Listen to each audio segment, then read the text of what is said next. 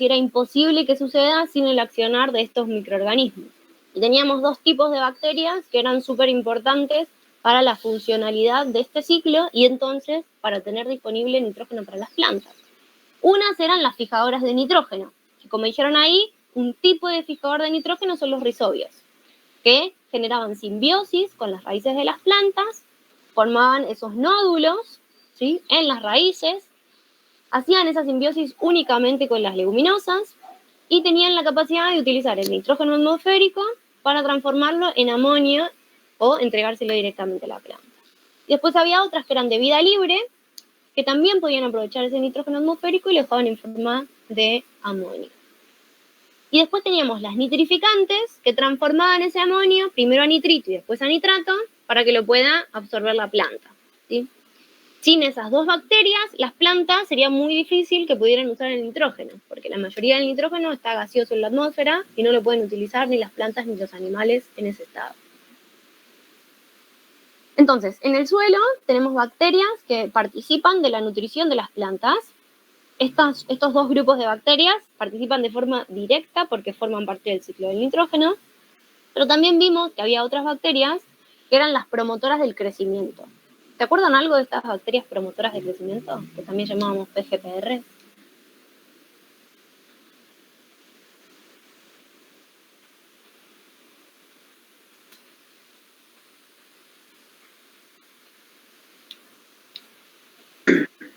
Eran las que se ubicaban en algunas ahí al lado de la parte de la raíz, la rizósfera era, ¿no?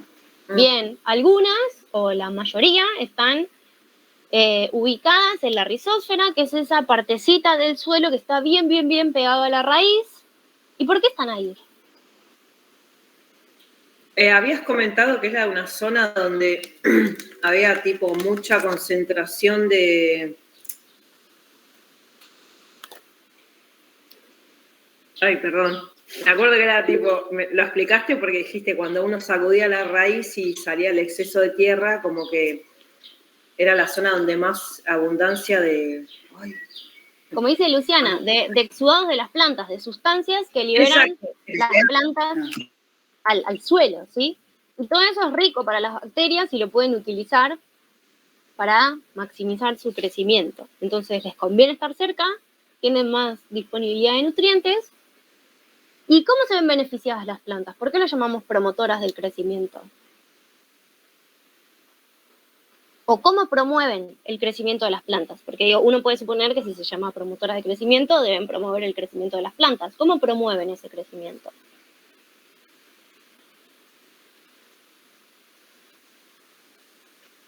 ¿Disponibilizando nutrientes?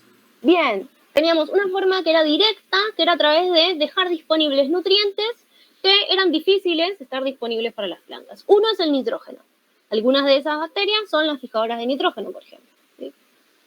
Y después hay otras que permiten la solubilización de algunos elementos que son poco disponibles en el suelo, como el fósforo. A ver, ¿escribieron algo ahí? Porque se extiende a lo largo del perfil del suelo, alcanzando nutrientes que la planta por sí sola no puede. No, eso tiene más que ver con las micorrizas que decíamos antes. Las bacterias promotoras de crecimiento, como decían recién, tiene que ver con esto, con dejar disponibles nutrientes, entregarle directamente a las plantas nutrientes que les permitan crecer más rápido y, como si quieren, más fuerte, desarrollando un sistema inmune más desarrollado. Solubilizando fosfatos, dejando disponible nitrógeno, que está gaseoso en la atmósfera. También pueden producir sideróforos, que son unas sustancias que capturan el hierro y entonces evitan el desarrollo de otros microorganismos. También liberando fitohormonas. ¿Qué eran las fitohormonas?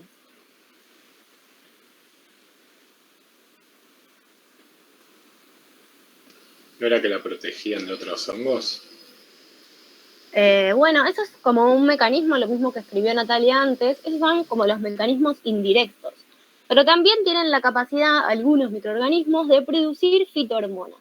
Las fitohormonas son hormonas vegetales, hormonas que tienen las plantas que les sirven para controlar distintos procesos que ocurren en su ciclo de vida, como por ejemplo acelerar la germinación, mejorar el crecimiento, favorecer el desarrollo radicular, entrar en floración, que la planta pueda entrar en senescencia o maduración del fruto. ¿Sí? Todas las etapas que van sucediéndose a lo largo del ciclo de vida de una planta ocurren gracias a una regulación hormonal, igual que ocurre en los animales. Es mucho más fácil por ahí pensarlo en nosotros, pero en las plantas ocurre lo mismo y está mediado por estas hormonas vegetales que se llaman fitohormonas. Y algunas bacterias tienen la capacidad de generar estas fitohormonas y liberarla al ambiente. Y entonces muchas de esas fitohormonas, por ejemplo, están relacionadas con favorecer el desarrollo radicular. Y entonces si vemos una planta expuesta a bacterias promotoras del crecimiento, vamos a ver que tiene un mayor desarrollo de sus radículas. ¿Sí? Porque había presencia de esta fitohormona que estimulaba el desarrollo de la raíz, por ejemplo. Todos estos son mecanismos directos. Y después, como mencionaban por ahí, Natalia y Darío, estaban los mecanismos indirectos. ¿Bernardo? Sí, las fitohormonas le pueden servir a cualquier tipo de planta o hay bacterias que tienen predilección por algún tipo de planta. No, las fitohormonas que se generan son como genéricas, si querés. Lo mismo que en el caso de los humanos. Nosotros producimos, no sé, depende del sexo biológico de cada individuo, testosterona, estrógeno, y esas son hormonas generales para todos los individuos de la especie humana. Lo mismo sucede en las plantas. Generan auxinas, por ejemplo, y las auxinas son, como si te dijera, genéricas, y le sirven a todas las plantas de todas las especies. Por ahí las auxinas las escuchaban hablar porque sirve justamente para enraizar. ¿Escucharon hablar de las auxinas? No. Bueno, se usan justamente para enraizar cuando ustedes quieren hacer alguna clonación de alguna planta, hacen algún esqueje, muchas veces para favorecer o acelerar el enraizamiento, se usa auxinas. Perdón, Nati, ¿es lo que le dicen hormonas de enraizamiento, algo así? Correcto, claro. Son genéricas, se usan en la producción, pero tienen origen vegetal, digamos. Y hay algunas bacterias que también tienen la capacidad de producirlas. Si las producen, todas las plantas que estén expuestas a ellas van a haber afectado sus ciclos y, por ejemplo, van a tener mayor desarrollo de sus radículas. Bien. Todos estos eran mecanismos directos que favorecían el crecimiento de las plantas. ¿Sí? Directos porque o le entrego directamente una fitohormona que acelera el crecimiento o que estimula el crecimiento, o le entrego un nutriente que eso favorece el crecimiento de la planta también. Y después hay otros mecanismos que llamábamos indirectos, que no le entrega nada directamente a la planta, sino que lo que hace es combatir patógenos. Y entonces, al combatir los patógenos, evita que la planta se enferme, y si la planta no se enferma, tiene la posibilidad de crecer más. En esos mecanismos indirectos, acuérdense que encontrábamos algunos antagonistas, los llamamos así, de patógenos, ¿sí? Que evitaban justamente infecciones de esos patógenos. Porque producían, por ejemplo, antibióticos y evitaban que proliferen otras bacterias, porque producían enzimas que rompían las paredes celulares, por ejemplo, de hongos. ¿Sí? Había como distintos mecanismos, pero todos esos los llamamos indirectos, porque favorecen a las plantas, pero de forma indirecta, porque en realidad están actuando sobre los patógenos que están en el suelo. Y después teníamos bacterias que llamábamos entomopatógenas, es decir, bacterias que tenían propiedades insecticidas, si quieren, ¿sí? Bacterias que controlaban patógenos animales, que eran insectos. El ejemplo que vimos era el del Bacillus thuringiensis, una bacteria que produce esa toxina, como veíamos antes, que cuando las larvas de los lepidópteros consumen esas toxinas, bueno, terminan muriendo y se propaga después más copias de la bacteria. Y esto es lo que mencionábamos antes, que se incorporó ese gen a la planta del maíz para generar un maíz transgénico. Además de las bacterias de suelo, tenemos hongos de suelo. Uno de los hongos de suelo, ya lo mencionaron recién, son las micorrizas, que aumentaban el suelo que se exploraba, ¿sí? Por esta relación simbiótica que se daba con las raíces de las plantas. Después tenemos algunos hongos que promueven el crecimiento porque son antagonistas de otros patógenos. ¿Se acuerdan que acá, por ejemplo, teníamos a Tricoderma, que es súper conocida, ¿sí? Que evita que otros hongos infecten a las plantas. Y también teníamos hongos que eran entomopatógenos, hongos que atacan insectos, ¿sí? Que evitan entonces que esos insectos se convierten en plaga y afecten a las plantas. Y también habíamos visto que existían, pero no los vimos en mucha profundidad, ni los vamos a ver ahora en mucha profundidad, que eran los actinomicetes del suelo, que eran bacterias, pero que generaban esos filamentos, esas estructuras filamentosas, las algas y los protozoarios. ¿Sí? ¿Dudas de microorganismos del suelo? ¿Qué tienen que saber de acá? Tipos de microorganismos que podemos encontrar en el suelo, funciones que cumplen, con qué procesos están involucrados, ¿sí? Algunos vimos con la sanidad de las plantas, otros con el ciclado de nutrientes, y sépanse los más importantes, estos que mencionamos acá, de bacterias y de hongos. ¿Sí? ¿Dudas? Bien. Entonces, empecemos a hablar un poquito de genética. El apunte, este nuevo, que no sé si leyeron, hablaba en algún momento de variedades y razas. ¿Sí? Y esa es como una división que se hace. Variedades se usa cuando hablamos de plantas, razas se usa cuando hablamos de animales, que es dentro de una misma especie, cómo podemos diferenciar animales con características particulares. Por ejemplo, si hablamos de la vaca, todas las vacas son de la misma especie, pero sin embargo tenemos distintas razas. Por ejemplo, tenemos la Holanda argentina, la Jersey, la Holstein. ¿Sí? Hay como un montón y cada una va a tener distintas propiedades. Unas se usan para dar leche, otras se usan para carne, otras se usan para leche o para carne, no hay otra opción. ¿Sí? Lo mismo con las plantas. Dentro de una misma especie podemos tener distintas variedades con distintas características. Y las agrupamos en función de cosas que se van pareciendo cada vez más entre sí. Y acá podemos empezar a mechar un poco con lo que vimos de selección natural y con la selección artificial. ¿En qué se basa la selección artificial? ¿O quién está involucrado en la selección artificial? ¿El humano? El hombre. La principal diferencia que existe es que cuando se produce selección natural, estamos hablando de que aparecen características en esas mismas especies que se generan que son adaptativas, que llamamos adaptativas, que le brindaban a esos individuos un beneficio en un ambiente determinado, que les daban la chance o más chances de sobrevivir y de dejar descendencia. En cambio, cuando la selección es artificial y la hace el hombre, lo que busca es un beneficio propio, está buscando alguna característica que es de interés para el hombre. No necesariamente esa característica que se está seleccionando tiene un valor adaptativo para la planta.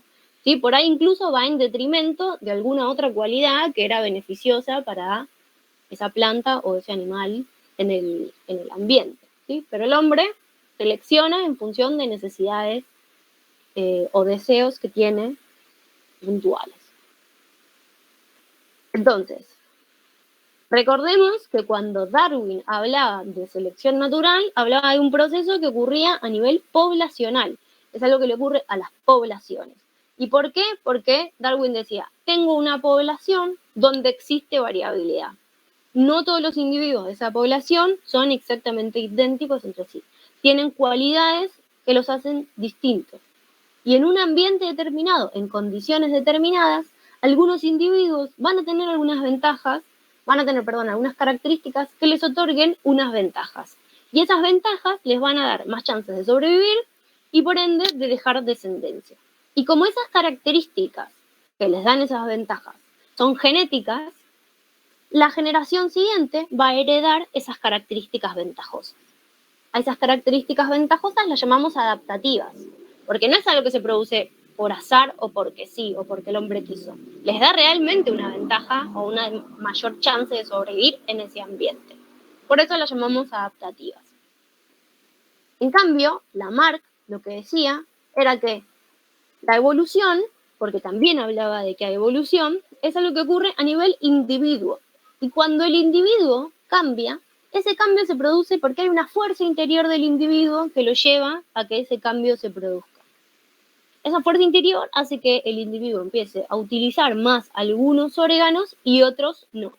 Los que no usa entran en desuso y se pierden, pero los que usa de forma continua se desarrollan con más profundidad y entonces se agrandan.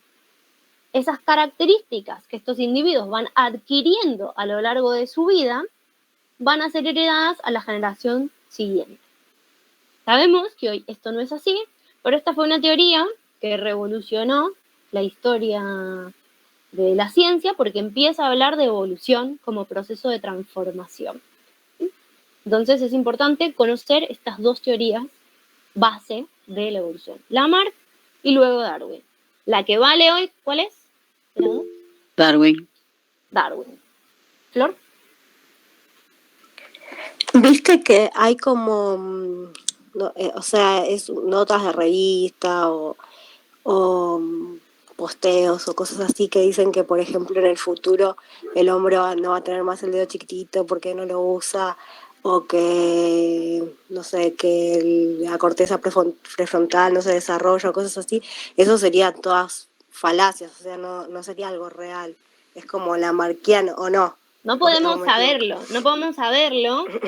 Sí es verdad que hay algunos órganos vestigiales que nosotros tenemos y que son justamente vestigios de la evolución. Eso sí existe.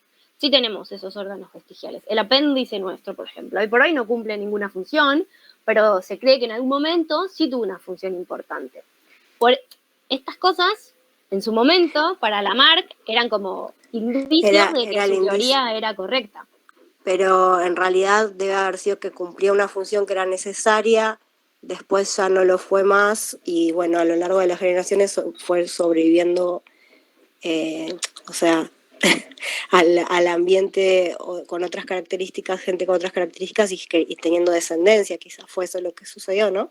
Correcto, exactamente. Lamarck lo tomó como un indicio, pero hoy sabemos que lo que ocurrió es como vos decís, que esas características no necesariamente brindaban una ventaja y entonces a lo largo de muchas generaciones se fueron perdiendo.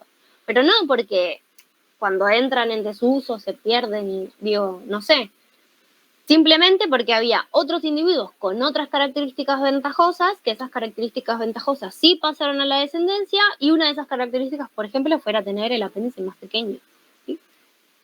Entonces, no es que es un vestigio porque no lo usé, sino que es más ventajoso en un ambiente determinado no tener muela de juicio, qué sé yo. Buenísimo. Gracias. No, de nada. ¿Me esperan un minuto que voy a prender la luz? Que estoy como en penumbras.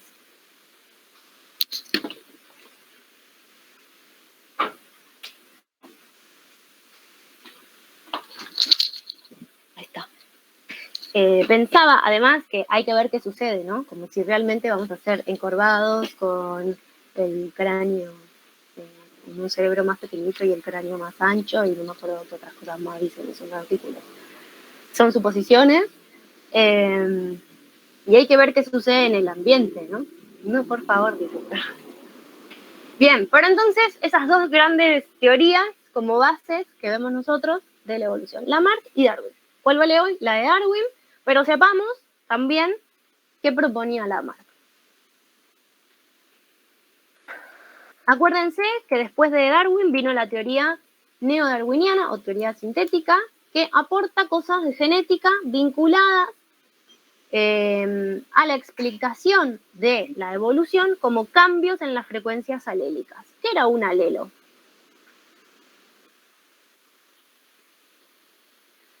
Una expresión de una característica que se del fenotipo, tipo el color de piel, la altura, textura, qué sé yo. Bien, el pelo, forma, todo eso. Son las distintas variantes que puede tener un gen. Tenemos un gen, por ejemplo, para el color de las alas de las mariposas y tenemos distintas variantes para ese color. Pueden ser negras, pueden ser rojas, o pueden ser negras con rojas, o pueden ser negras con amarillo, rojo con amarillo, ¿sí? Cada una de esas combinaciones o posibilidades que tiene ese gen se llaman alelos. Lo que propone la teoría sintética es que la evolución se da cuando hay cambios en las frecuencias alélicas. Cuando al principio la población tenía unas determinadas características y después de un tiempo esas características cambian las proporciones de esas características, cambian las proporciones de los colores. Ya no tengo todas negras, ahora tengo algunas negras y otras rojas, o antes tenía todas rojas, ahora tengo la mayoría negras. Cuando cambian esas proporciones, entonces se dan procesos de evolución.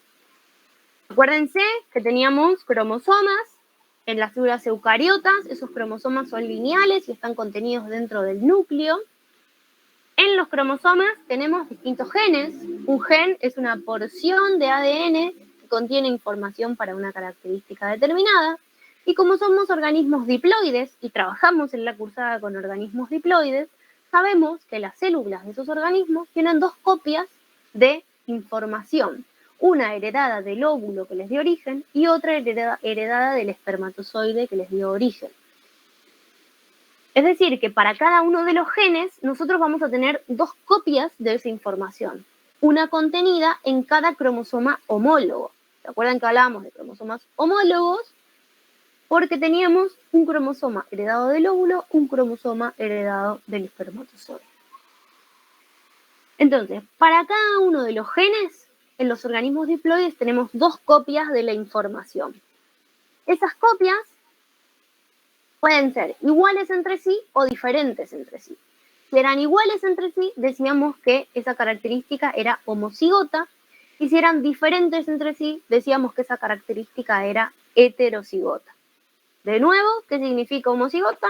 Que los dos alelos que tengo para un gen son iguales entre sí. ¿Y qué significa heterocigota? Que los dos alelos que tengo para esa información, para ese gen, son distintos. De nuevo, uno fue heredado a partir del óvulo y otro fue heredado a partir del espermatozoide que nos dio origen. En las plantas sucede lo mismo. Uno fue heredado a partir del óvulo, otro a partir del grano de polen que dio origen a esta nueva planta, a esta semilla que después fue una planta. Y acuérdense que había algunos alelos que dominaban sobre otros. ¿Y qué significaba ser dominante y ser recesivo? Significaba que cuando estaba en heterocigosis, cuando era heterocigota, y solamente se iba a expresar el fenotipo del dominante. ¿Sí? Es decir, que el recesivo quedaba oculto. Tengo información genética para esa característica, pero no se expresa en el fenotipo. Entonces, el que se expresa cuando el genotipo es heterocigota es el alelo dominante. Y esto se nomencla homocigota recesivo, esto se nomencla homocigota dominante y esto heterocigota. No heterocigota dominante y no heterocigota recesivo. Homocigota dominante, homocigota recesivo y heterocigota. ¿Dudas de esto? No. Okay. Sí, hay una partecita que no llego a comprender bien. Por ejemplo, el caso de los espermatozoides. Cada uno va con una carga muy diferente de los otros, no sé, 100.000, 200.000 o 500.000 que haya, ¿verdad? Tenés un cuarto. Con una carga genética. Tenés un cuarto de cada tipo. ¿Te acordás que en la meiosis se genera 4 células y esas 4 células tienen información distinta todas entre sí? ¿Te acordás? Ah, ok. Entonces, vas a tener iguales proporciones, pero distintos entre sí la información. Y vas a tener tantas combinaciones como cantidad de cromosomas tenés. Cuantos más cromosomas tenés, más chances hay de combinarse, ¿sí? Y vas a tener siempre células que son distintas entre sí que se producen en la meiosis. ¿Sí? Ok. Bien.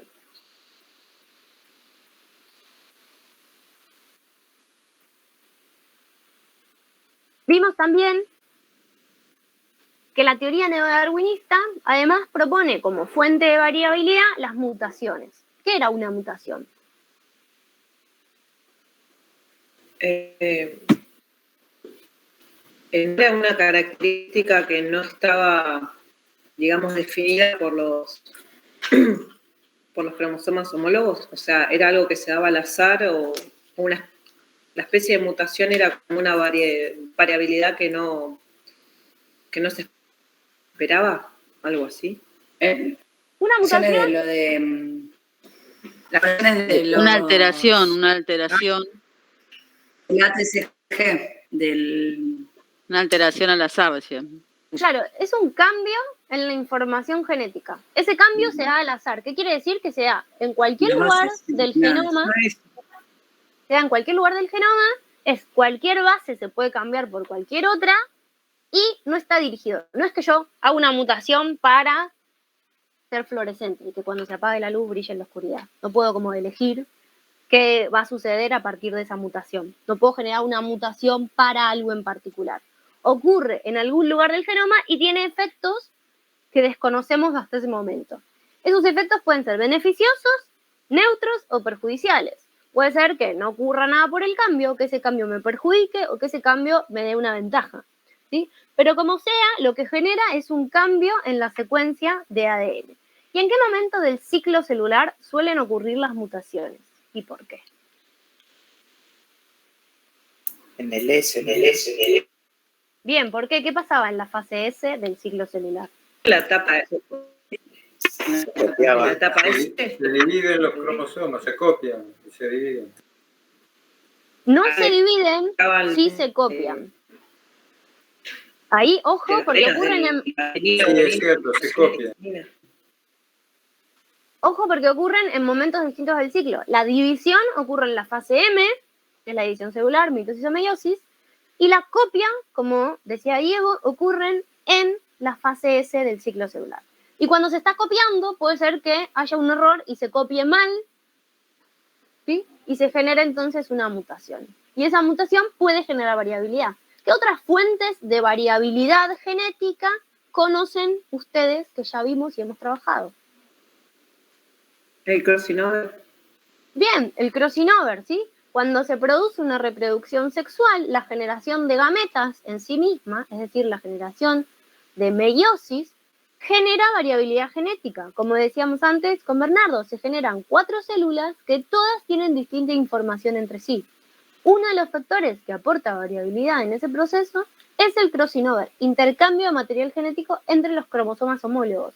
Que ahora ya saben que los cromosomas homólogos pueden o no tener la misma información, ¿sí? Entonces, si no tienen la misma información, cuando se produce el intercambio, se genera variabilidad. Bien. Ejemplo de evolución, vimos este y se puede trasladar este ejemplo al ejemplo que se les ocurra. ¿Cómo lo explica Darwin? Tengo una población donde existe variabilidad. Hay algunos individuos que tienen una característica que resulta ventajosa en un ambiente determinado. En este ejemplo, ¿cuál es ese ambiente? La aplicación de un pesticida. ¿Cuáles van a ser entonces los organismos que se vean beneficiados? Los que tengan una característica que los haga sobrevivir a ese pesticida. Es decir, que son resistentes. ¿Cómo se generó esa resistencia? ¿Cuáles son las opciones que creen? ¿Cómo se generó esa resistencia en ese individuo? En estos rojitos de acá del principio. ¿Por qué estos 3 son rojitos? Ya existía la resistencia. Ya existía, estamos de acuerdo, porque acá tenemos 3 rojos y el resto amarillos, pero ¿cómo estos 3 llegaron a ser rojos y el resto amarillos? Quizás Una por mutación mutación. también. Claro. Mutación al azar. Bien, una mutación al azar. Genera, simplemente ellos tienen. Vane, sabes que no te escucho nada, se corta todo, estás como robótica. Si querés mejor escribile la pregunta, porque no te entiendo nada de lo que decís. Debe haber 2 aparatos conectados, por eso hace tanto eco. Hay varios que deben tener algo así. Sí, Nati te iba a decir, no sé qué onda, pero te escuchaba nada. Yo o es, pero te iba justo a decir, no te voy a interrumpir, pero se Pero sos vos, me parece. El resto, no sé. A vos también se te escucha. Sí, es ella. Claro, sos vos, Vane. O sea, debe ser que tenés la conexión de internet medio lenta, porque te escuchamos así cortado y vos nos estás escuchando así, pero el resto nos escuchamos bien entre nosotros. Bien. Bueno, entonces, como decía, no me acuerdo si Liliana o quién, estos 3 que tienen al inicio de esta experiencia la resistencia, esa resistencia se pudo haber generado por una mutación que se dio al azar y generó que fueran resistentes. Hasta este momento, tener esa resistencia no les daba ninguna ventaja, pero cuando cambia el ambiente, es decir, cuando viene el productor y aplica el pesticida, ahí esa ventaja empieza a ser una característica adaptativa para estos individuos. ¿Por qué? Porque les dan más chances de sobrevivir y de dejar descendencia. Sobreviven, fíjense, todos los que tienen esta característica y solamente muy poquitos de los que no la tienen, se reproducen. Tenemos ahora una población donde hay más proporción de rojos, es decir, más proporción de insectos resistentes. Empezaron a cambiar las frecuencias alélicas.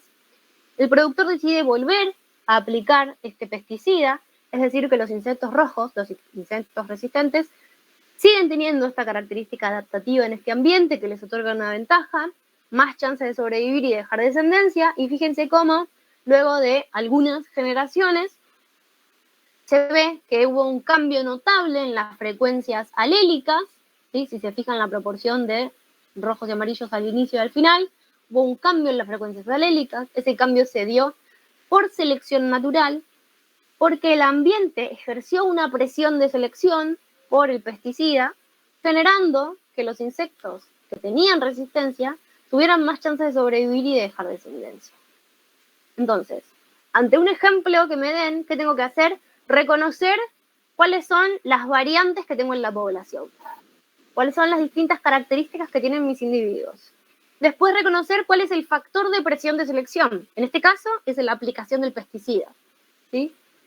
Puede ser la aparición de un predador, como decíamos, viene un lobo que se quiere comer a los conejitos con distinto color de pelaje, ¿sí? La aparición del predador, la aparición del zorro, es ejerce presión de selección. Y después pensar en qué característica va a ser más ventajosa en ese ambiente particular y le va a dar más chances de sobrevivir y de reproducirse. Sobrevivir y reproducir. Si pienso en esas cosas, puedo entonces después armar el cuento y decir, en un ambiente determinado, tal característica fue ventajosa, eso generó un beneficio, sobrevivieron, dejaron descendencia, hubo selección natural. ¿Dudas? No, muy claro. Muy bien. Bien. Animalillos. Unidad de zoología. Habíamos visto que todos los animales, todos, están formados por células eucariotas, son pluricelulares o multicelulares y todos son heterótrofos. Vimos que había una gran diversidad de animales, conocemos mucho más a los vertebrados, pero el 95% de los animales son invertebrados. Y dentro de los invertebrados vimos un montón de grupos, pero de los que son de interés para nosotros son los nematodes, los anélidos, los moluscos y los artrópodos. ¿Por qué? Porque son los que más daño generan en los cultivos. ¿Son los únicos? No, pero son los que más daño generan en los cultivos. Nos vamos a centrar sobre todo en los artrópodos, que son el grupo más grande, ¿sí? Pero no se olviden que los anélidos son súper importantes. Ahí tenemos a las lombrices, tienen el cuerpo segmentado, permiten la digestión de la materia orgánica, ¿sí? Favorecen el ciclado del carbono, aumentan la disponibilidad de ese nutriente en los suelos, aporta también aireación a los suelos y demás. Los moluscos, tenemos a las babosas y los caracoles, ojo que se comen un montón de plantas, son también plaga en algunos cultivos. Los nematodes son unos gusanos blancos redondos que generan lesiones en las raíces de los cultivos, así que también cuidado con los nematodes, pero nos vamos a centrar en los artrópodos. De nuevo, todo este grupo se llama invertebrados y, como su nombre lo indica, no tienen columna vertebral. Dentro de los artrópodos tenemos distintos grupos que incluyen a los arácnidos, a los miriápodos, los crustáceos y los insectos. ¿Qué comparten todos estos grupos? Que tienen un exoesqueleto, es decir, como si fuera un esqueleto externo, que está articulado, es decir, que tienen el cuerpo dividido en distintas secciones que le permiten moverse, y tienen apéndices, patas, alas, antenas, ¿sí? Que les permiten relacionarse con el ambiente, movilizarse, detectar presas, detectar movimientos o cambios en el ambiente, ¿sí? Concentración de algunas sustancias y entonces acercarse o ir hacia determinados lugares. Veamos primero el grupo de los arácnidos. Dentro de este grupo encontramos animales que tienen... Consulta. ¿El punto del que también tienen un sistema nervioso se incluye dentro de esto? Sí, todos los animales tienen sistema nervioso más o menos desarrollado.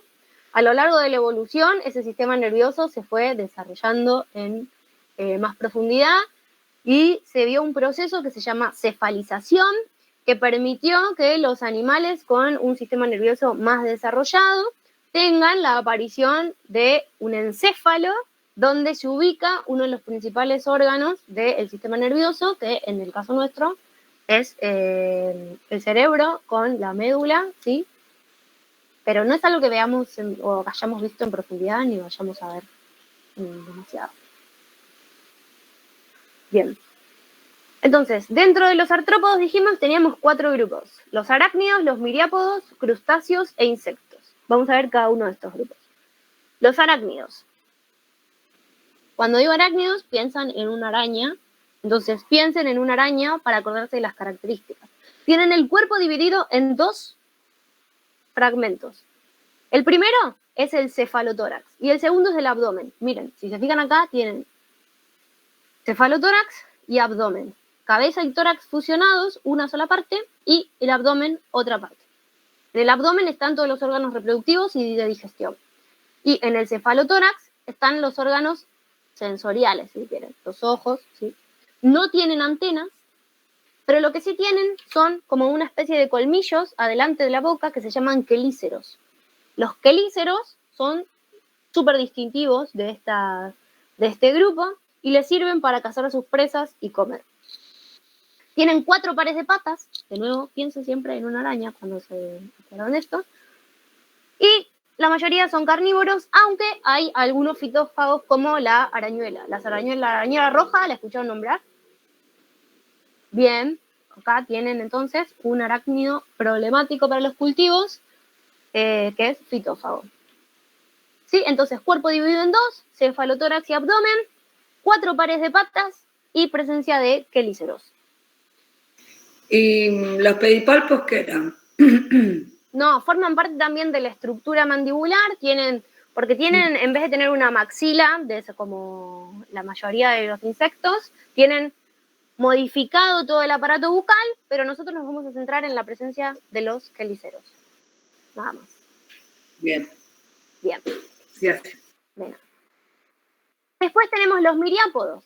Dentro de los miriápodos tenemos a los 100 pies y a los 1000 pies. Los 1000 pies llamados miriápodos. Esto, pensamos en un 100 pies, tienen la cabeza y el tronco. Y el tronco está dividido en un montón de segmentos. Cada uno de esos segmentos va a tener un par de patas o 2 par de patas, según estemos hablando. De los 100 pies, un par de patas. Miriápodos, 2 par de patas por segmento. Los 100 pies son carnívoros, los 1000 pies o miriápodos son herbívoros. Comen materia viva, vegetal viva o muerta también. ¿Dudas? Fácil. Crustáceos. Dentro de los crustáceos tenemos un montón de distintas especies. Todas son acuáticas excepto 2, o al menos creo que son las únicas 2 terrestres. Tal vez haya alguna otra nueva, pero creo que solamente hay 2.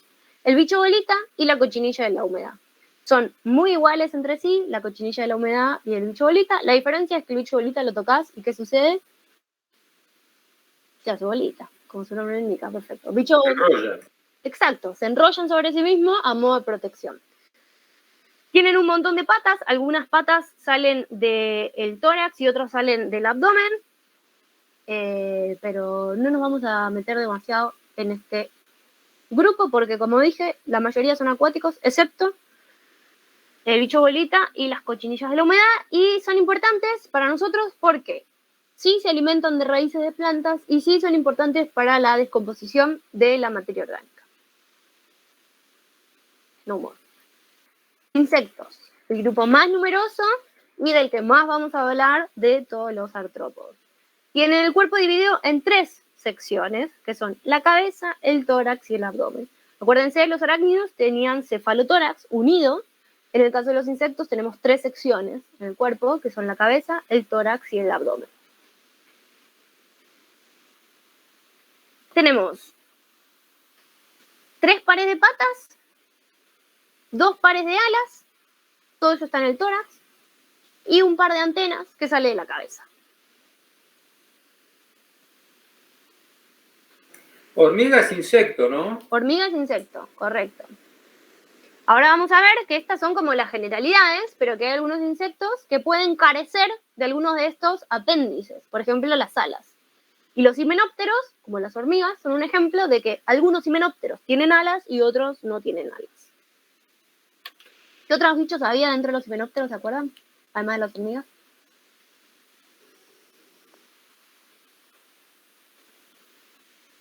Avispas y abejas.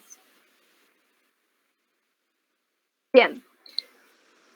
Todos estos insectos, que vamos a ver después las distintas órdenes y las características más importantes, podíamos diferenciarlos o clasificarlos en dos tipos de metamorfosis posibles que podían tener. Es decir, distintas etapas por las que iban a pasar a lo largo de su vida. Una eran aquellos insectos que tenían metamorfosis completa y otros los que tenían metamorfosis incompleta. Los que tenían metamorfosis incompleta, lo que sucedía es que cuando eclosionaba el huevo, aparecía un individuo que era parecido al adulto, pero más chiquitito y sin la capacidad de poder reproducirse ni de volar. A medida que iban sucediendo distintos estadios de este juvenil, entonces sí, iban desarrollándose esas habilidades y llegaba a convertirse luego en un adulto. Pero entonces pasaba por 3 estadios a lo largo de su vida: huevo, ninfa y adulto. La ninfa era este estadio juvenil que les digo, que es bien parecido al adulto, pero sin la capacidad de volar y sin la capacidad de reproducirse. Pero 3 estadios nada más. Y la metamorfosis completa presenta 4 estadios a lo largo de la vida del insecto, que son huevo, larva, pupa y adulto. ¿Qué sucede entonces? El huevo eclosiona, aparece una larva, la larva es como un gusano, tiene este aspecto que ven acá, tiene un aparato bucal masticador siempre, es decir, mastica, come, muerde, se alimenta puede ser de raíces, de hojas, dependiendo de la especie de la que estemos hablando, y la mayor parte de la vida del insecto la pasa como una larva. Y acá se alimenta y adquiere un montón de nutrientes. Pasa por distintos estadios larvales, es decir, la larva va creciendo y volviéndose cada vez más grande, hasta que llega al siguiente estadio, que es el estadio de pupa. Cuando en pupa forman estas estructuras, en el caso de las mariposas por ahí las conocen como crisálidas, donde dejan de alimentarse y sufren el último proceso de metamorfosis, el más drástico, donde pasan de ser una larva a transformarse en un adulto. Los adultos ya son alados, tienen capacidad reproductiva y en muchos casos el aparato bucal difiere al que tenían sus larvas. Es decir, ya no tienen un aparato bucal masticador como tenían las larvas. Eso va a depender del insecto del que estemos hablando. Pero entonces, metamorfosis incompleta, 3 estadios, huevo, ninfa, adulto. Metamorfosis completa, 4 estadios, huevo, larva, pupa y adulto. ¿Qué otro hay que hace metamorfosis completa, además de la mariposa? Las abejas, las avispas, por ejemplo.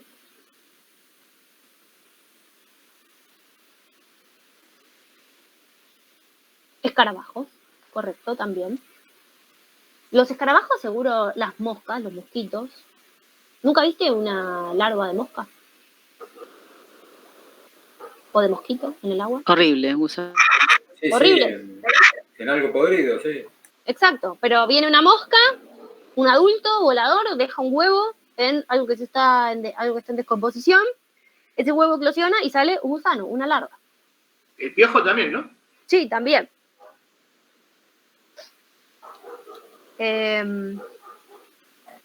Asqueroso, pero bueno, qué sé yo, forma parte del ciclo de vida de los insectos. Pero la mosca entonces también hace una pupa. Sí, claro, en algún momento tiene que pasar de ser ese gusano a ser un adulto alado. Y lo que hace es se empupa, casi siempre enterrada o en la materia que esté en descomposición, y de ahí sale una mosca. Ah, ok, porque no es fácil de verla. No es fácil de ver. Las que más estamos acostumbrados a ver, las pupas que más estamos acostumbrados a ver son las de las mariposas, porque las dejan medio a simple vista sobre las hojas y son de gran tamaño. pero hay muchísimos insectos que hacen lo mismo, solo que en lugares menos visibles, llaman menos la atención, las pupas no son para nada llamativas, y salen insectos alados adultos de esas pupas igual. Y algunas es mejor no tenerlas, como las uras. Sí, hay un montón. Yo te digo Claro, que mejor pero no las tener uras, digamos, las uras más vale que capar. Bien, entonces tenemos esos dos tipos de metamorfosis, ¿correcto? Bien. Órdenes de insectos más importantes. Hay un montón más, nosotros vemos solamente los más importantes y que muchos ya medio que se los conocen. Primero, coleópteros. Los coleópteros, los escarabajos, la vaquita de San Antonio, los bichos taladro, todos esos. Acá hay un montón de ejemplos. Piensen en una vaquita de San Antonio, que es fácil de acordarse. Tienen el primer par de alas rígido, se llaman élitros, rígidos, que les dan protección. Y fíjense que cuando una vaquita de San Antonio quiere salir a volar, lo que hace es abre esas alas que son rígidas y por debajo aparecen las alas membranosas, que son las que le van a permitir volar. ¿Sí? Fíjense, acá hay uno que está abierto. Este es el primer par de alas rígido y este es el segundo par de alas membranoso que le permite volar. En este caso tienen un aparato bucal masticador, igual que la larva, ¿sí?, de estos insectos. Después tenemos los lepidópteros, las mariposas, conocidos también. Tienen los dos pares de alas, en este caso se llaman membranosos o con escamas. Estas son escamitas y vieron que si las tocan les quedan como en los deditos las escamitas. Es decir, lesionan las alas de las mariposas cuando las tocan, así que evitemos tocar las alas de las mariposas. Tienen un aparato bucal que se llama espiritrompa, ¿sí?, que se enrolla y se desenrolla para poder alcanzar el néctar de las flores. Y las mariposas que son coloreadas las llamamos diurnas y que aparecen mayormente durante el día. Y esas mariposas nocturnas que, como su nombre lo indica, aparecen por la noche y tienen colores más pardos o más amarronados o de esa gama de colores, son las que vulgarmente conocemos como polillas. Después tenemos los dípteros. Dentro de los dípteros tenemos moscas y mosquitos. Este grupo se caracteriza porque tienen un par de alas membranoso para volar, fíjense, pero el segundo par de alas está modificado en lo que llamamos balancines, que lo que les da es estabilidad para volar, ¿sí?, y les permite entonces recorrer grandes distancias y tener mucho equilibrio en el vuelo. Y el aparato bucal va a depender de qué especie estemos hablando. Si estamos hablando de un mosquito, hablamos de un aparato bucal picador, y a todos nos ha picado un mosquito alguna vez. Y si hablamos de una mosca, tienen un aparato bucal chupador o lamedor. No te pica una mosca, pero es un asco. Bien. Entonces, característica de este grupo díptero, el segundo par de alas transformado a balancines y aparato bucal dependiendo de la especie. Fíjense que de cada grupo se tienen que saber únicamente los aparatos bucales y los tipos de alas, ¿no? Estamos viendo como estas cosas. Hemípteros, como las chinches, tienen un aparato bucal picador chupador. Pican, llegan hasta el floema de las plantas y succionan los fotoasimilados. ¿Sí? Picador chupador. Tienen, de nuevo, dos pares de alas, pero fíjense, allá, este par de alas se llama hemiélitro. La mitad es durita, es élitro, pero la otra mitad es membranosa. Es un ala que tiene una mitad dura, una mitad blanda. Acuérdense que los coleópteros tenían un par de alas duros y un par de alas membranosos, pero los hemípteros, hemi significa mitad, los hemípteros tienen un par de alas hemiélitros, mitad duro, mitad blando. Y el segundo par de alas sí membranoso para volar.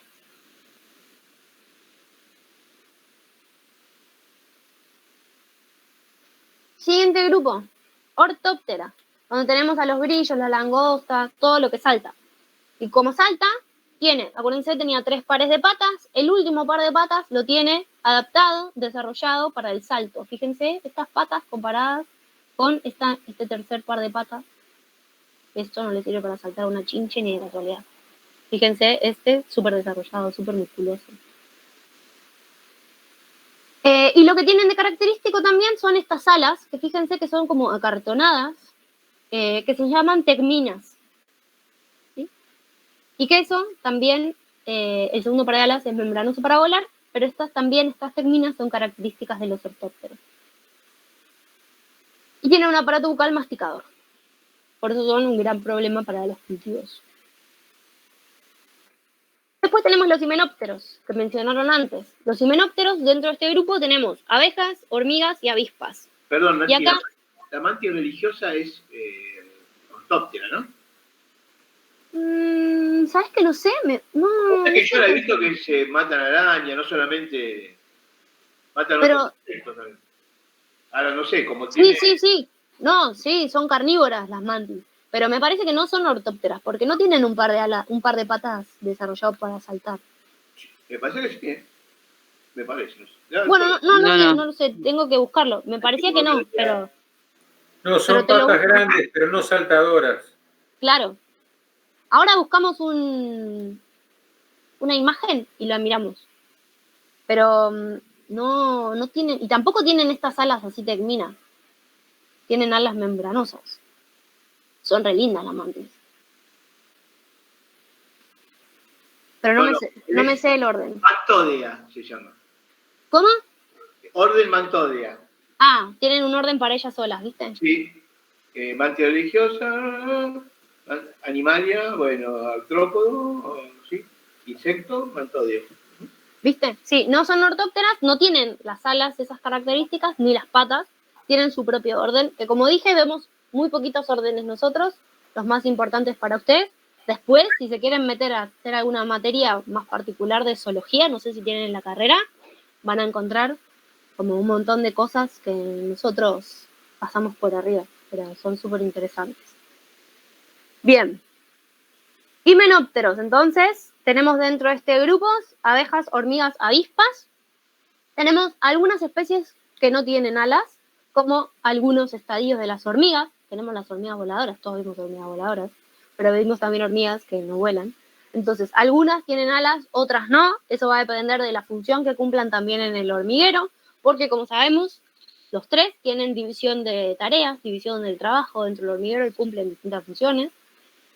Pero volviendo a la parte como de fisiología o de morfología, lo que vemos es que cuando tienen alas, los dos pares de alas son membranosos para volar y tienen un aparato bucal que va a tener distintas adaptaciones según la especie. Las hormigas son masticadoras, pero también tenemos picadora o lamedora o chupadora, ¿sí? Según corresponda. Característica entonces, dos pares de alas membranosas para volar y aparato bucal según también, como los dípteros, según la especie de la que estemos hablando. Y por último, el último que vemos son los tisanópteros, los trips, que son hiper chiquititos, súper diminutos. 1 milímetro, 2 milímetros miden, no más que eso. Son bien pequeñitos y se caracterizan porque tienen estas alas peluditas, como de flecos, que es lo que los caracteriza. Tienen un aparato bucal, el único orden que tiene este aparato bucal, que es raedor, que lo que hacen es como raer de lo que quieran ir alimentando, el tejido vegetal. ¿Sí? Pero entonces, características hiper diminutos, súper chiquititos, difíciles de ver, con alas con flecos. ¿Dudas? Comúnmente, ¿cómo se llamaría un bichito de estos? Trip. Es un trip. Los trips. Un trip, los trips. Sí, sí, un viaje. Claro. Ay, qué políglotas que son, por favor. Muy bien, bueno. Nada más de insectos. Simplemente mencionar el control biológico. Que vimos que este control biológico podía darse a partir de los microorganismos de los que hablamos al principio de este repaso, pero también utilizando insectos contra insectos, bichos contra bichos. Y lo que buscábamos era controlar a las poblaciones que llamábamos plaga, porque nos generaban un daño en nuestro cultivo, a partir de la utilización de un enemigo natural. Ese enemigo natural lo que va a hacer es controlar la población plaga, no eliminarla. No queremos eliminarla porque si eliminamos una especie del ecosistema, estamos eliminando un eslabón de una cadena trófica con las consecuencias del desequilibrio ecosistémico que ya estudiamos cuando vimos la unidad de ecología. Hay 3 tipos posibles de control biológico. El control biológico clásico, que lo que sucede es que en el ecosistema en el que estamos no existe un enemigo natural, y entonces lo que hacemos es introducir un enemigo natural desde otro lado para que pueda controlar a esa población. El aumentativo, que es que donde estoy ya tengo un enemigo natural, pero en muy baja proporción, entonces me lo llevo, lo crío en el laboratorio y voy y lo libero en grandes cantidades en el ambiente para generar una población que sí pueda entonces controlar la plaga. O el conservativo, que lo que va a intentar hacer es generar cambios en el hábitat, en las plantas que están disponibles alrededor, por ejemplo, para que los insectos puedan establecerse ahí, insectos que van a ser enemigos naturales de las plagas. No introduzco un enemigo natural ni aumento un enemigo natural que está presente, sino que cuido, preservo o genero hábitats para que poblaciones de insectos puedan instalarse y desarrollarse allí. ¿Dudas? ¿Flor? Este ejemplo que voy a decir no es de insectos, pero en el caso de que uno ponga plantas trampa o las que son benéficas, ¿eso también es control biológico o no, no cuenta como control biológico? ¿Pero a qué llamas benéfica? ¿Por qué pones una planta benéfica? ¿Qué beneficio te da?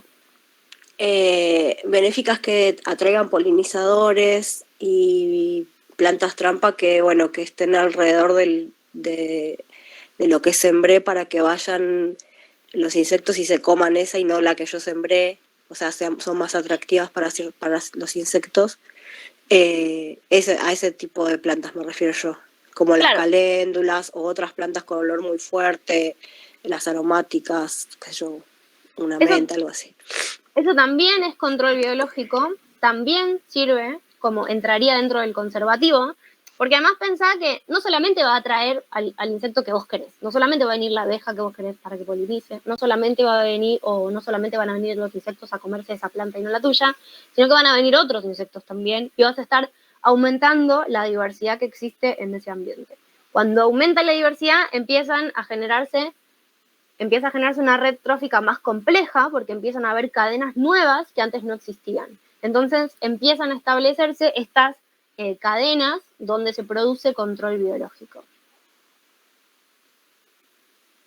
Las hormigas rojas son benéficas. Suena como si hubiera como cosas buenas y cosas malas, y visto así, como que no está tampoco del todo bueno pensarlo como que hay cosas buenas y cosas malas, sino que siempre todo es relativo a contra qué lo estés comparando. Un poco lo que hablábamos recién de mantener redes tróficas complejas para mantener ecosistemas que sean biodiversos, ¿sí? Entonces, no solamente pensar en un organismo contra uno, sino que sirva como todo un entramado de relaciones complejas. Como no hay un organismo que sea bueno y un organismo que sea malo. O sea, un organismo que funciona como plaga no es un organismo que es perjudicial per se. Así como tirado de los pelos, no puedo decir como, la chicharrita es perjudicial y la abeja es benéfica. Bueno, no sé, todo dependerá del contexto en el que estén, ¿entienden? Vi que hubo muchos mensajes que tienen que leer. Pueden llegar a depredar a las negras, ¿no? O sea, sirven para control biológico. Bueno, pero ahí, en todo caso, serían benéficas si tenés hormigas negras, ¿no? Un poco lo que quería decir antes, como si tenés el establecimiento de una cadena trófica que resulte en su desarrollo beneficioso para el productor por X motivo, entonces, bueno, puede llegar a considerarse benéfica en ese sentido, pero no es que la hormiga es buena o mala. Digo, pobre hormiga, como quitémosle ese peso, ¿no? Ya bastante tenemos nosotros. Pobre hormiga. Bien. Bueno, no sé, ¿alguna duda? Una consulta que anotamos acá, pero venía de antes. En la parte de lo que eran los hongos del suelo, vos habías nombrado una de las clases, no me acuerdo, lo de las hifas. Las hifas son el crecimiento del hongo. Los hongos crecen con algo que se llama micelio, y ese micelio está formado por hifas, y esas hifas pueden tener o no tabiques, y por eso tienen en el apunte, creo, segmentadas y no segmentadas, o tabicadas y no tabicadas, o algo así. Exacto, sí, eso. Sí, pero es el crecimiento de un hongo. Cuando crece el hongo, crece formando hifas o desarrollando hifas. Bien. El micelio sería. Gracias. No. Bien. ¿Algo más? ¿O hacemos un ejercicio en inglés?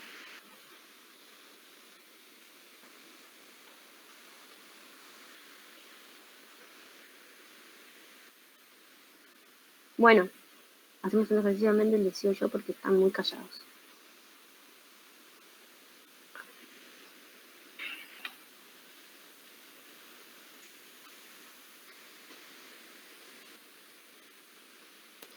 Bien, este es fácil, así que no lo voy a hacer.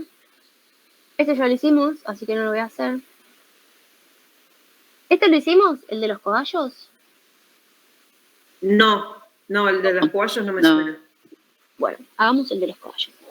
Va, ustedes me van diciendo qué hacer con el de los cobayos. Dice, les leo el enunciado. Dice, en los cobayos existen 2 alelos determinantes del color del pelaje y 2 alelos para determinar la forma de la oreja. El color de pelo negro es dominante respecto del blanco y la oreja redondeada es dominante sobre la oreja triangular. Un cobayo hembra color blanco se cruza con un cobayo macho negro. Indicar la probabilidad de obtener cobayos negros en la descendencia. Entonces, ya me dan el cruzamiento directamente. Me dicen que se cruza una hembra blanca, que es N chiquita, por un cobayo macho, N grande, N grande. La probabilidad de obtener cobayos negros en la descendencia. ¿Cómo va a ser la descendencia de este cruzamiento? ¿Qué genotipo va a tener la descendencia? NN. Por lo que se ve a primera vista, negros, aunque puedan cargar gen de color blanco, pero lo dominante es negro a primera vista. Yo pregunté, ¿qué genotipo va a tener? Perdón, Heterocigota. Tal cual. Ricardo, me dijiste homocigota. Sí, pero... Sí, pero ahora no sé porque todos dijeron no. Bueno, pensemos. Heterocigota, perdón. Pensemos, ¿qué gametas va a generar este individuo en N chiquita? N chiquita, N chiquita. ¿Qué gametas genera? N chiquita N chiquita y N chiquita. N chiquita y N chiquita. Y el otro individuo, que es N grande, ¿qué gametas genera? N grande, N grande. N grande. N grande y N grande. Vaya. Cuando completo el cuadro, me queda Heterocigota 100%. 100% heterocigota, ¿sí?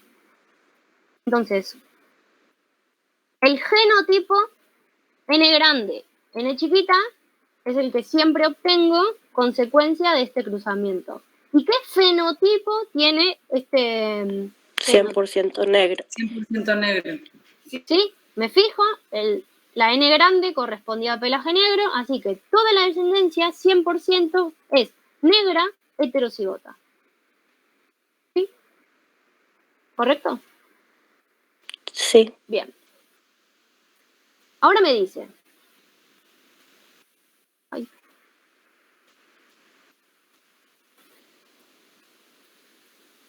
Me dice, si el progenitor macho fuera heterocigota, ¿qué proporción de la descendencia será negra? ¿Qué tengo que hacer? El macho es N grande, N chiquita, si es heterocigota. Bien, entonces la hembra me sigue generando estas gametas, porque no cambié la hembra, pero ahora me dicen que el macho es N grande, N chiquita, heterocigota. ¿Qué tipo de gametas va a generar el macho?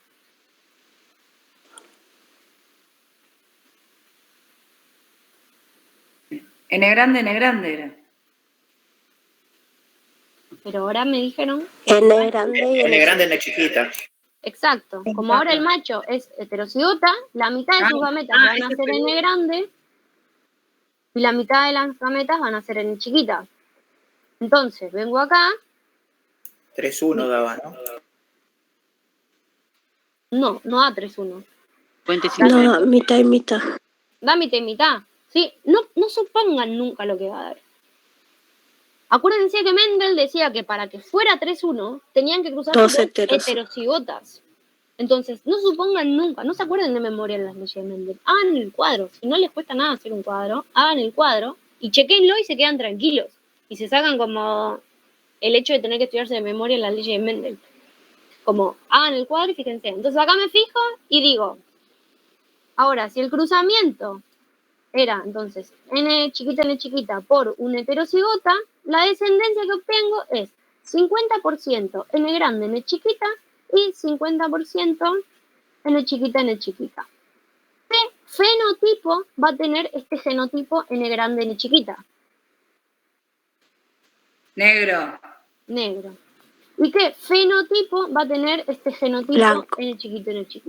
¿Sí? Entonces tengo 50% blanco, 50% negro, 50% homocigota recesivo, si me preguntan el genotipo, y 50% heterocigota, si me preguntan el genotipo. ¿Sí? Heterocigota porque tengo un N grande y un N chiquito, homocigota recesivo porque tengo dos alelos recesivos. ¿Sí? Bien. Y finalmente me dicen, por otro lado, sin importarle el color, por otro lado, se cruzaron cobayos de orejas redondeadas, heterocigotas. Indica la probabilidad de obtener cobayos de orejas redondeados en la descendencia. ¿Cómo va a ser el genotipo que tengo que escribir si son heterocigotas? R grande y R chiquita. ¿Todos de acuerdo? Sí. Bien. Y dice que se cruza un R grande con un R chiquita. Entonces vengo al cuadro y hago el cuadro fijándome las gametas que genera cada uno. ¿Qué gametas va a generar este individuo? R grande, R chiquita. Bien. R grande, R chica.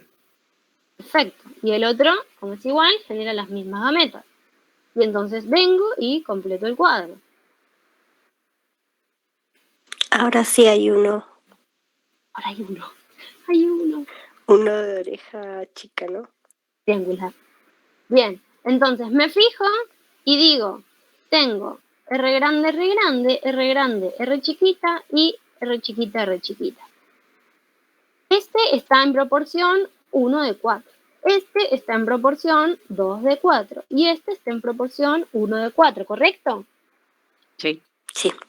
¿Cómo va a ser el fenotipo del R grande? Redondo. Oreja redonda. ¿El R grande, R chiquito? También. Redondo. ¿Y el R chiquita? Triangular. Triangular.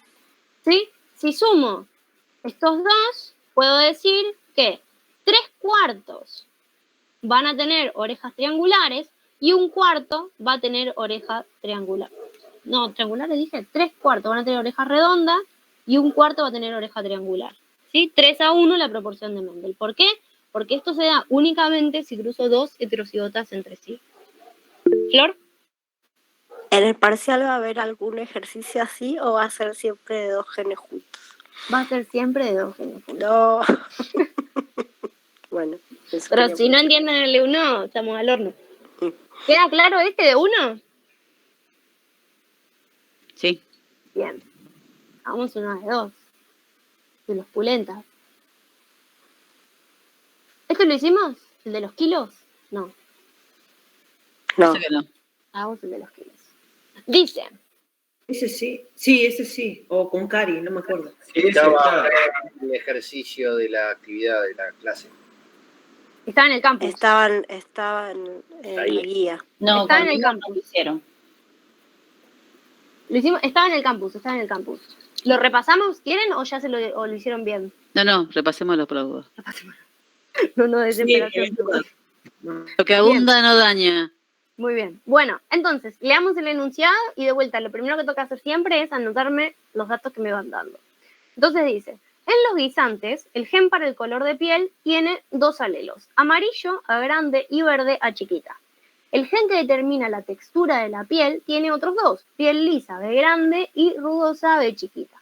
Me voy a anotar esos datos, como siempre, para tener todo ordenadito y no marearme. A grande, amarillo, A chiquito, verde, B grande, liso, B chiquito, rugoso. Dice, se cruzan plantas de guisantes, amarillas lisos y ya me dan el genotipo. Fíjense, me dicen que es doble heterocigota, A grande, A chiquita, B grande, B chiquita, con plantas de guisantes amarillos lisos y me dan el genotipo. También me dicen que es doble heterocigota, A grande, A chiquita, B grande, B chiquita. Se dice, de estos cruzamientos se obtuvieron plantas que dan un total de 220 kilos de guisantes. ¿Cuántos kilos de guisantes de cada clase voy a obtener?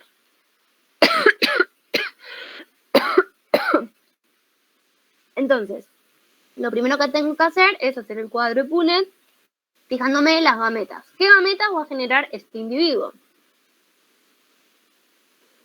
A grande, A chiquita, B grande, B grande, chiquita. A grande, B grande, A grande, B chiquita, Ajá. A chiquita, B grande, A chiquita, B chiquita. Ah, claro.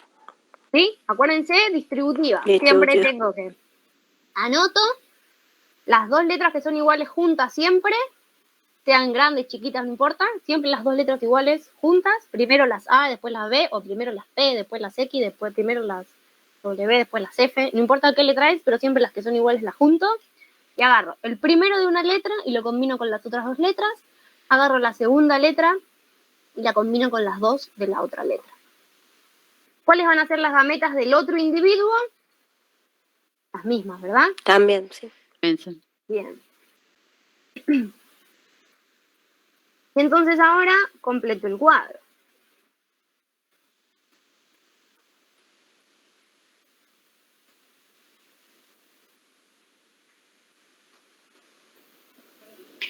Una vez más, a los que no estuvieron en la tutoría, bueno, los que sí estuvieron, es organizarse con la información. Ven cómo Nati va anotando todo. Aunque parezca mínimo o parezca tonto, la información anotada los lleva a organizarse y poder encontrar la información relevante y tenerla a mano. Entonces, de esa forma no se van a perder. Anoten todo, anoten siempre y sigan esos pasos, que siguiendo los pasos les va a resultar más fácil llegar al cuadro, porque es muy fácil confundirse al hacer la distributiva o al cuál era recesivo y cuál era dominante. Es muy fácil cometer pequeños errores que después nos llevan a tener una respuesta errónea. Sí, clave para estos ejercicios, el orden, no ponerme nervioso, prestar atención. Esto, cierto, era la distributiva. Cierto, era grande o chica. Escribí la grande con mayúscula y la chiquita con minúscula, qué sé yo. Esas cosas, prestar atención. ¿Flor? Sí, yo quería compartir que por ahí a mí me pasó, no sé si algún compañero también, que yo venía así pisteando como una campeona haciendo el ejercicio y lo que había hecho era poner AB, o sea, había mezclado los genes de las mismas características, no los había puesto juntos el dominante y el recesivo, sino que había puesto mezclados. Entonces después me dio un resultado totalmente diferente, ¿no? Eso de poner las 2 letras iguales juntas, por más que uno es dominante y otro es recesivo, era como la clave. Sí, cosas claves. Acordarme de todo lo que es de la misma característica del color lleva la misma letra. Uno va a ser dominante y otro va a ser recesivo. Todo lo que es de otra característica, rugosidad en este caso, otra letra. Y va a tener una mayúscula para el dominante, una recesiva para el otro. Escribir esto, de nuevo, siempre ordenando las 2 letras iguales juntas. No importa si pongo primero las B y después las A, da lo mismo, pero siempre agrupo las letras que son iguales. Por ahí, no me acuerdo quién, preguntaba lo de la distributiva que le daba duda. Miremos, A grande chiquita, B grande, B grande. Lo primero que hago pienso que estos son dos genes distintos.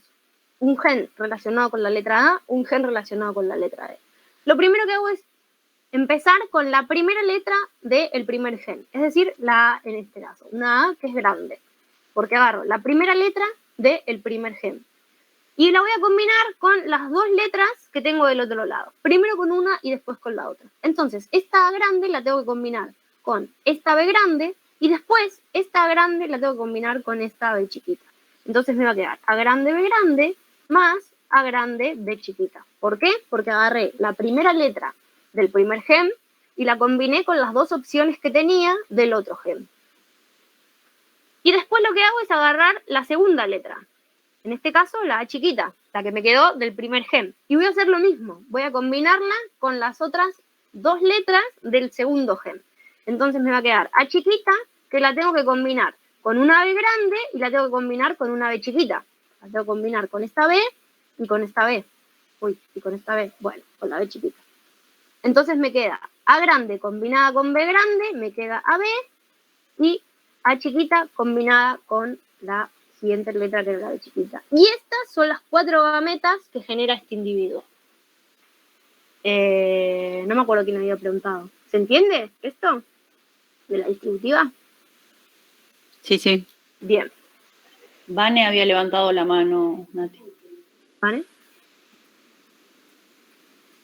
Una consulta, que esto era justo lo que la otra vez queríamos preguntarte y no sabemos qué ejercicio era. Si vos, por ejemplo, en esto que pones de guisantes amarillos y lisos, en este caso, en el ejercicio ya nos pone cómo es el genotipo. Si no nos pusiera la especificación del genotipo, ahí nos tendría que explicar, avisar si es heterocigota u homocigota. Te tiene que decir, es homocigota o heterocigota para tal cual característica, dominante o recesivo. Okay. O, como vimos un ejercicio en clase la otra vez de los loros, darte información de la descendencia o de los padres de ese individuo. ¿Sí? Siempre, fíjense, porque en algún lugar del enunciado está la información. Aunque parezca que no me la está dando, tengo que prestar atención porque en algún lugar está. No tengo nunca, en ningún momento, que hacer suposiciones. Es decir, bueno, tengo dos opciones, supongo que es esta. Si hacen eso, sepan que va a estar mal lo que hagan. Siempre tienen que poder justificar las respuestas. De hecho, parte del puntaje va a ser justificar las elecciones que hagan. ¿Sí? Entonces, muchas veces me da la información directamente como este ejercicio, me dice que es doble heterocigota, me puede decir con palabras, doble heterocigota, o homocigota recesivo para tal característica, heterocigota para tal otra, homocigota dominante para tal característica, homocigota recesivo para la otra. Me lo puede dar con palabras, me lo puede dar con el genotipo así con letras, o me puede decir cómo es el fenotipo y después darme información de la descendencia o de los padres. Y eso me tiene que poder ayudar a definir, de entre las opciones que tengo, cuál es la correcta para ese ejercicio puntual que me están dando. Ahora, si quieren, hacemos uno de esos después de este. Bien, entonces, hasta acá definí toda la descendencia. Y ustedes tenían un cuadrito así que tenían que elegir como la cantidad en kilos de cada proporción, porque les decían cuántos kilos de guisante de cada clase se obtendrán. Entonces tenían que poner cuántos kilos de verdes y lisos, cuántos kilos de amarillos y rugosos, cuántos de amarillos y lisos y cuántos kilos de verdes y rugosos. Entonces, ¿qué tengo que hacer para saber cuántos kilos tengo de cada uno? Primero tengo que saber qué proporción tengo de cada uno. Las proporciones que sacamos habitualmente, las fracciones, la cantidad de cuadraditos que corresponden a cada uno de los fenotipos. Entonces, fijémonos. ¿Cómo van a, o cuáles van a ser? ¿Cómo pueden ser los genotipos para que el fenotipo sea verde y liso?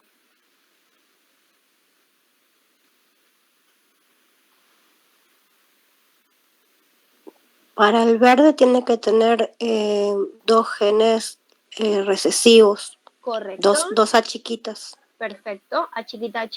¿Y para que sea liso? Con una B grande ya. Una B grande. Bien, al menos una B grande. Puede ser B grande o B grande B chiquita. Cualquiera de esas dos opciones me va a dar un fenotipo verde liso.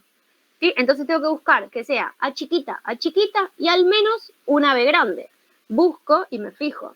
A chiquita y al menos una B grande, tengo estos tres. ¿Sí? Me fijo ahora, y voy a marcar con otro color, cuáles son amarillos y rugosos. ¿Qué genotipos se van a corresponder con este fenotipo? Amarillo y rugoso. A grande y B chiquita. A grande, B. Bien, al menos una A grande, puede ser A grande o A grande A chiquita.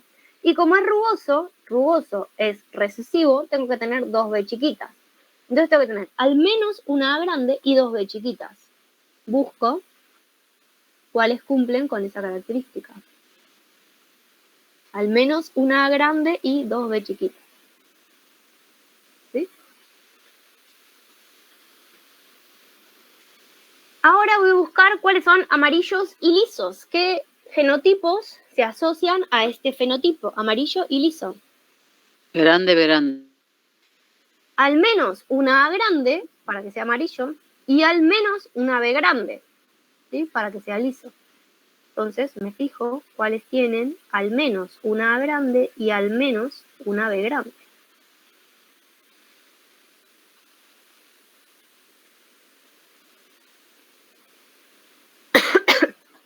Y finalmente, dice verde y rugoso, ¿cómo tiene que ser el genotipo para que sea verde y rugoso?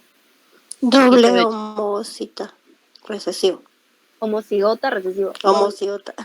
Bien, este de acá, que me quedó solito, ¿sí? Chiquisito. Entonces, cuento y me fijo. ¿Cuántos son verdes y lisos? Los marqué de celeste. 3.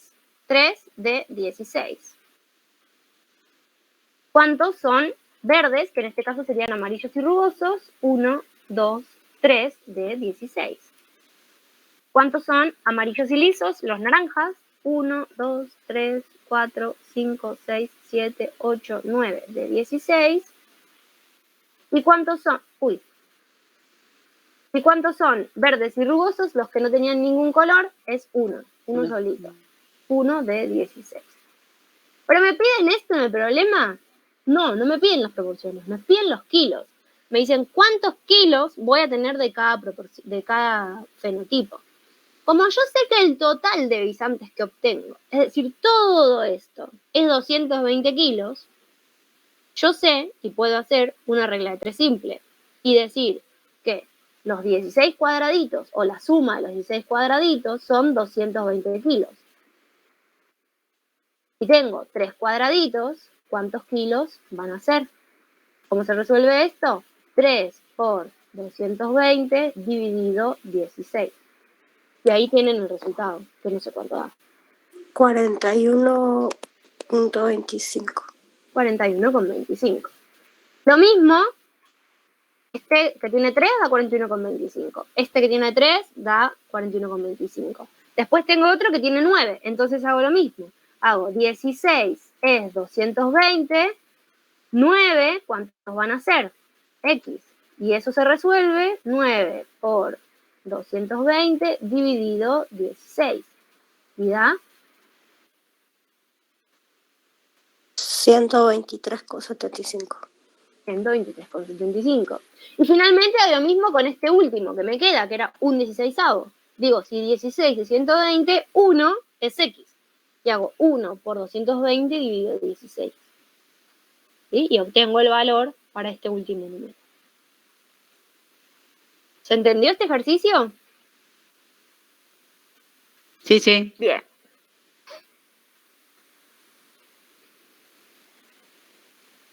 ¿Esto lo hicieron? ¿Estaban en el campus?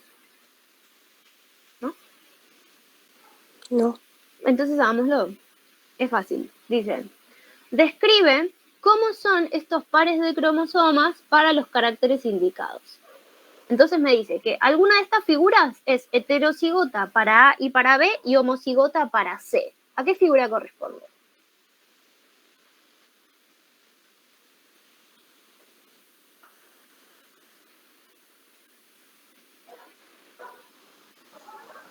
Está muy chiquita la A letra.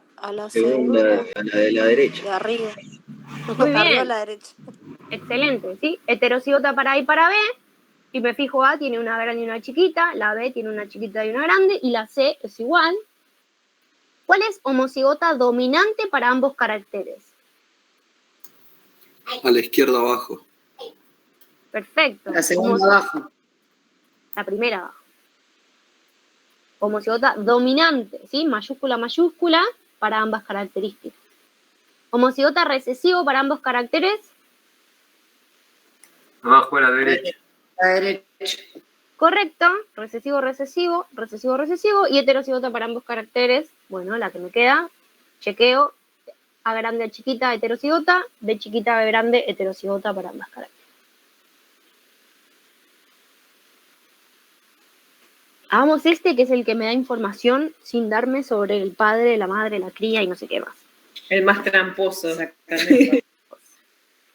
Son exagerados ustedes, tramposos. Bueno, dice: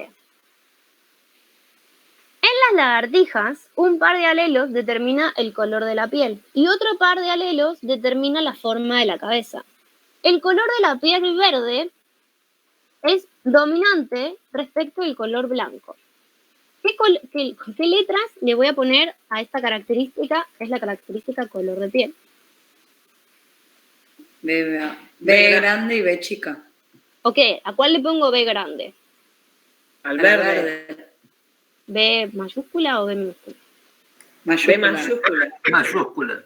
Quise decir otra cosa y me salió... Bueno, no importa. Y luego que me dice... Nati, que te va a hacer que se ve mejor la diferencia. Y después nos dice, y la cabeza redondeada domina sobre la cabeza triangular.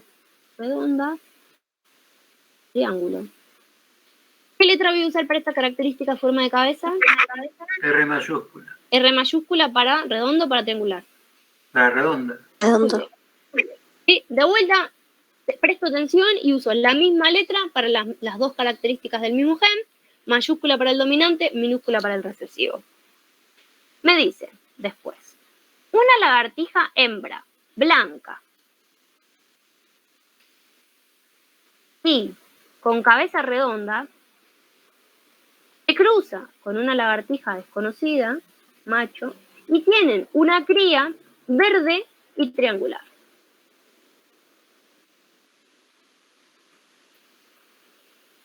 ¿Cuál es el genotipo de la hembra? Entonces, si es blanca y redonda, ¿cuáles son o cuál es el genotipo asociado a estas características? De chiquita. Sí. B chiquita, B chiquita. B chiquita, R grande, R grande. No, no necesariamente. Pero para que se exprese tiene No, que lo ser... de redonda. No son una R grande. El redondo Tiene que tener una chiquita para poder darle al hijo. Así, tal cual. Bien, entonces hasta ahora sabemos que blanca, como es recesivo, sí o sí es B chiquita, B chiquita. Si existiera una B grande, sería verde, pero es blanca, así que tiene que ser B chiquita, B chiquita. Exacto. Pero es redonda y por ahí dijeron R grande, R grande. Por ahí dijeron, no puede ser R grande, R grande. Tengo dos opciones. Al menos tiene que haber una R grande para que se exprese la oreja redonda. Puede ser R grande o R grande, R chiquita. Cualquiera de estas dos opciones me daría este fenotipo, blanca y redonda. ¿Sí? No sé cuál de los dos. Tengo que fijarme cuál de esas dos opciones es. Y como decía Flor, para eso me dan información del hijo. Así que tengo que suponer que esto me tiene que ayudar para deducir cuál de estas dos opciones que puede ser es la correcta. Y entonces me fijo, ¿qué me dicen del hijo? Me dicen solamente que es verde y con orejas de triángulo. Si es verde, ¿cómo es el genotipo asociado? Al menos una B grande. Una B grande por lo menos. Muy grande, sí. Tipo. Bien, puede ser B grande o B grande, B chiquita. Alguna de las dos opciones, no lo sé. Y después me dice que tiene orejas de triángulo. Orejas triángulo, ¿cómo es el genotipo? R chiquita. Es recesivo, chiquita, así que sí o sí chiquita. tiene que ser doble R chiquita. Bien, R chiquita, R chiquita. Sí o sí es la única forma de que se exprese este fenotipo. Entonces, los genotipos posibles pueden ser B grande, R chiquita, o B grande, B chiquita, R chiquita, R chiquita. Tengo estas dos opciones. Pero ahora me fijo que la madre, yo ya sé que la madre es B chiquita, B chiquita. Cualquiera de las dos opciones de la madre, en cualquiera de los dos casos, es B chiquita, B chiquita. Así que le va a aportar, las gametas que genere este individuo van a ser todas con B chiquita. ¿Estamos de acuerdo en esto? Sí. Bien, como todas las gametas que genera esta madre tienen B chiquita, sea este genotipo o este otro, yo sé que de estas dos opciones, la única posible es esta, que tiene presente una B chiquita aportada por la madre, porque la madre nunca le pudo haber aportado una B grande. Como no le pudo haber aportado una B grande, esta se descarta. Y me quedo únicamente con esta opción de hijo, B chiquita, B chiquita. Ahora ya sé cuál es el genotipo del hijo. Y me fijo, ok, esta información, la de relacionada al color, la de las B, ya la tengo definida en la madre. Sé que la madre sí o sí es B chiquita, pero todavía no sé si es R grande o R chiquita, R grande, R chiquita, perdón. Y como decía Flor, lo que hago es fijarme en la información de la cría. La cría tiene R chiquita, R chiquita. Si tiene R chiquita, recibió una R chiquita del padre y una R chiquita de la madre. Si recibió una R chiquita de la madre, me tengo que fijar cuál de las dos opciones que tengo le puede haber dado a la cría esa R chiquita. Si este fuera el genotipo, solamente podría aportar R's grandes. Y entonces nunca podría haber tenido una cría con hojas triangulares, con orejas triangulares. Y si en cambio fuera este otro genotipo, en este caso, sí, hay una gameta que va a poder aportar R's chiquitas. Entonces, este lo descarto, porque nunca le puede aportar a la cría una R chiquita, como decía Flor al principio. ¿Sí? Entonces, ¿cuál es el genotipo de la hembra? B chiquita, R grande, R chiquita. ¿Por qué? Porque necesito sí o sí que sea B chiquita para que sea blanca. Dato de problema. Y necesito sí o sí que haya una R chiquita para poder aportársela a la cría. Que la cría tiene orejas triangulares. Dato de problema. Así defino y justifico este genotipo.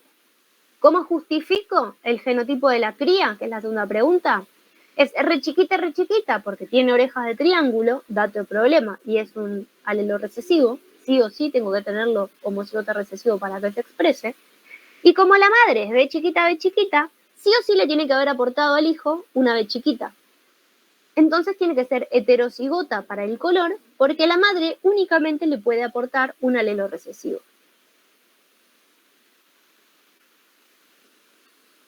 ¿Sí?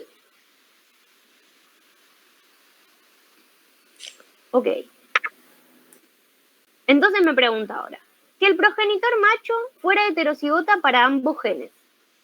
Me olvido de esto. De nuevo dice Natalia todo lo de la cría y eso, Nati. Vamos de nuevo. Me decía, para la madre, dato de problema, me fijo, me dice, una lagartija hembra, blanco y cabeza redondeada. Si es blanca, para que sea blanca, sí o sí tiene que tener en su genotipo dos B chiquitas. ¿Sí? Porque es la única forma de que sea blanca, porque blanca es recesiva. Sí o sí tiene que ser B chiquita, B chiquita. Pero me dice que tiene cabeza redondeada. Si tiene cabeza redondeada es R grande. Puede ser R grande o R grande, R chiquita. Cualquiera de estas dos opciones. No sé cuál es la correcta. Pensemos en las gametas que generan estos individuos.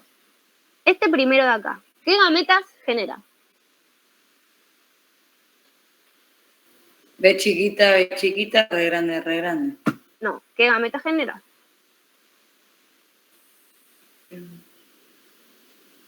Blanco de oreja redondeada. Gametas. B chiquita, R grande. No, B chiquita, B chiquita, R grande, B chiquita, R grande. Bien. B chiquita, R grande.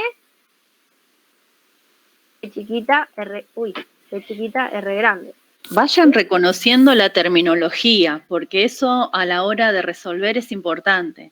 Cuando hablamos de gametas, es las combinaciones posibles que podemos sacar de ese genotipo. Acuérdense, vayan recordando estas pequeñas palabras que son súper importantes. ¿Sí? Entonces, este genotipo, que es B chiquita R grande, solamente me da gametas B chiquitas R grandes, ¿sí? ¿Y qué gametas posibles me da este genotipo? B chiquita R grande. B chiquita R grande, ¿y qué más? Chiquita R.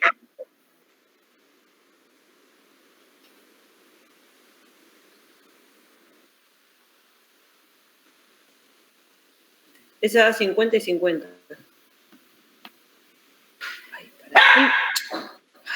Yo no sé cuál es el genotipo del padre, pero me dicen que la cría tiene orejas triangulares. ¿Sí? Dato de problema, me dicen que la cría tiene orejas triangulares. Una lagartija tiene una cría verde y triangular. Vaya. Acá no sé qué va, porque no sé cuál es el genotipo del padre. Pero si completo, acá va a ser B chiquita, algo, R grande, algo, B chiquita, algo, R grande, algo, B chiquita, algo, R grande, algo, B chiquita, algo, R grande, algo. ¿Estamos de acuerdo?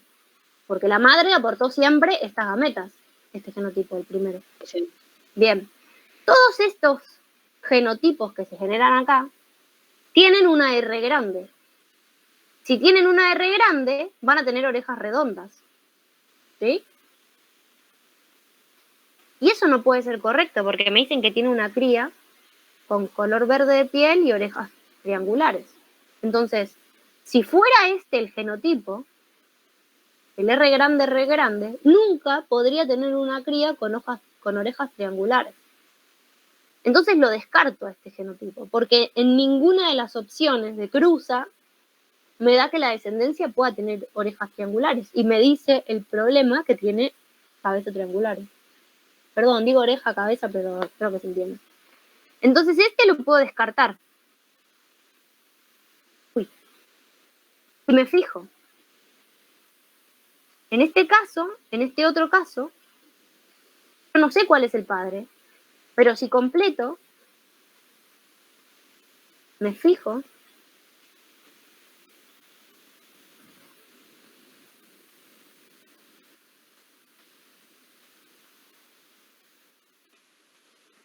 y en este caso, si los alelos que aporta el padre son R chiquitos también, entonces sí va a poder tener orejas triangulares.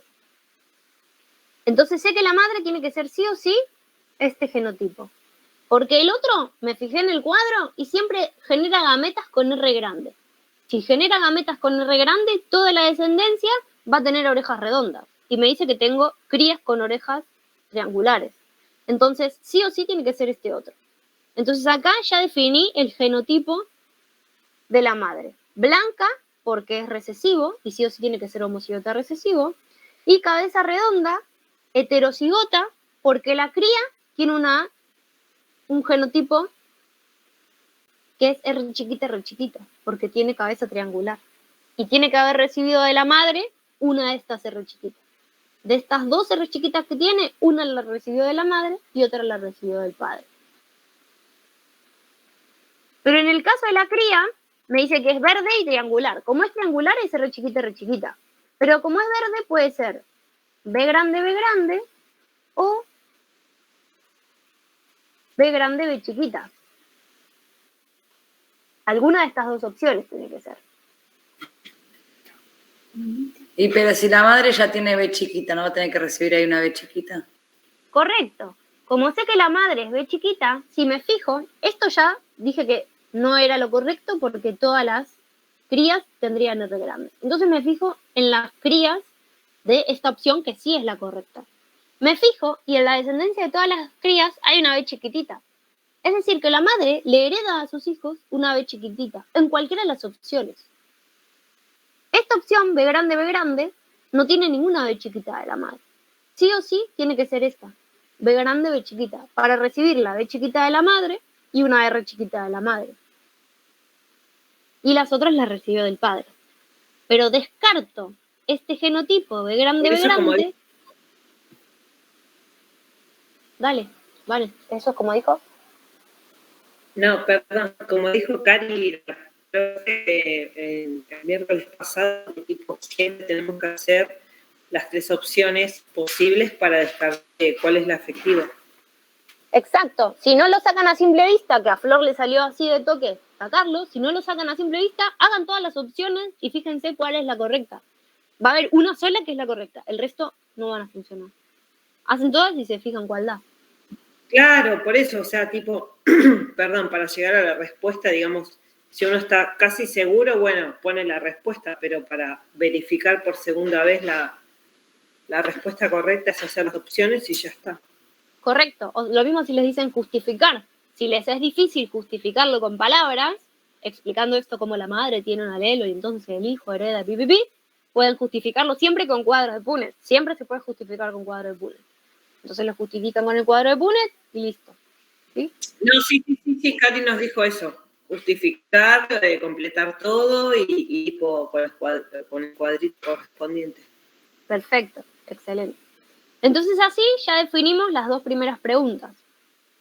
Y después vamos a la tercera pregunta que nos decía: si el progenitor macho fuera heterocigota para ambos genes, ¿qué proporción de la descendencia será blanca y con cabeza redonda? Entonces pregunto, ¿cómo es el genotipo si es heterocigota para ambos genes? ¿Qué letritas tengo que escribir acá? B grande, B chiquita y R grande, R chiquita. Correcto. Este es el genotipo del padre, que se cruza con el genotipo de la madre, que ya lo descubrimos en el punto anterior, que era B chiquita, R grande, R chiquita. Este es el cruzamiento que tengo que hacer.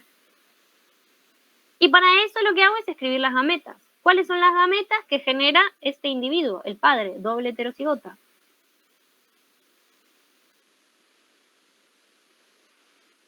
B grande, R grande. Grande, R chiquita. Chiquita, R grande. Y B chiquita, R chiquita. Perfecto, ¿todos de acuerdo? ¿Cuáles son las gametas de este otro individuo?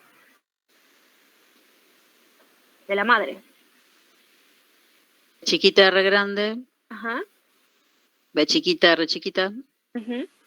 Y después B chiquita, R grande. Y B chiquita, R chiquita. Correcto. Y completo el cuadro ahora.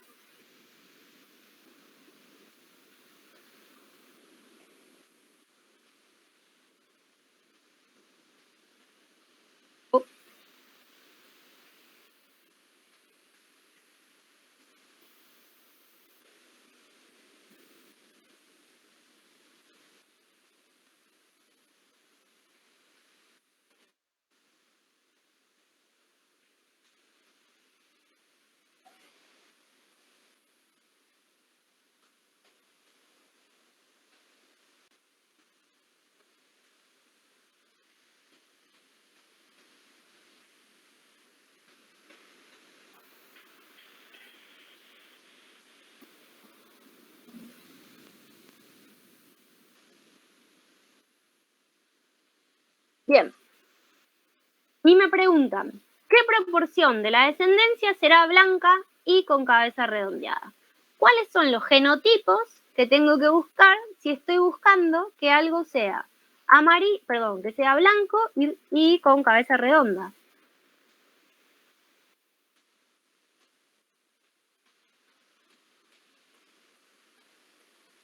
Y va a tener que tener B chica y R grande.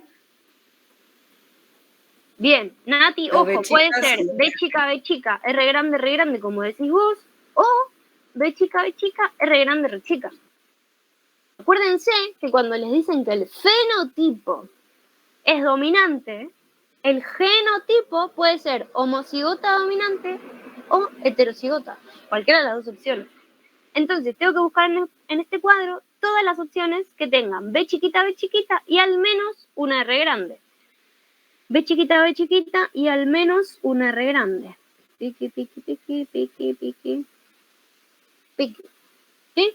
Y entonces cuento. 1, 2, 3, 4, 5, 6. ¿Cuántas tengo entonces? 6 de las 16, que es lo mismo que decir 3 octavos. Lo pueden expresar de cualquiera de las dos maneras. ¿Sí? ¿Y cuántos genes están analizando en este ejercicio?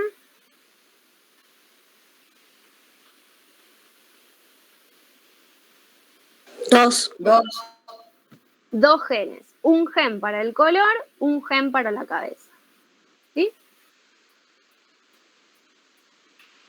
Tremendo dicho. De 2 no vamos a pasar.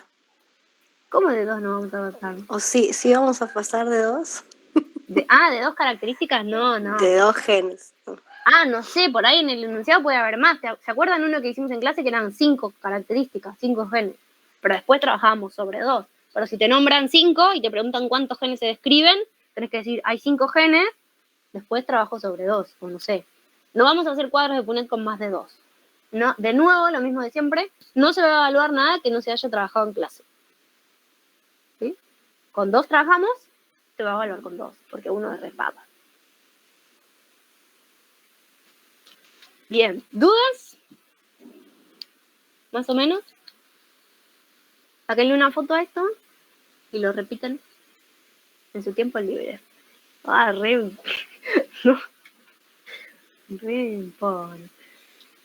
Bueno, no sé. ¿Cómo están? Ya son las 9. ¿Estamos? ¿O...? Sí. Por mi parte, sí. Bien. Para que sacamos una foto. Muy bien.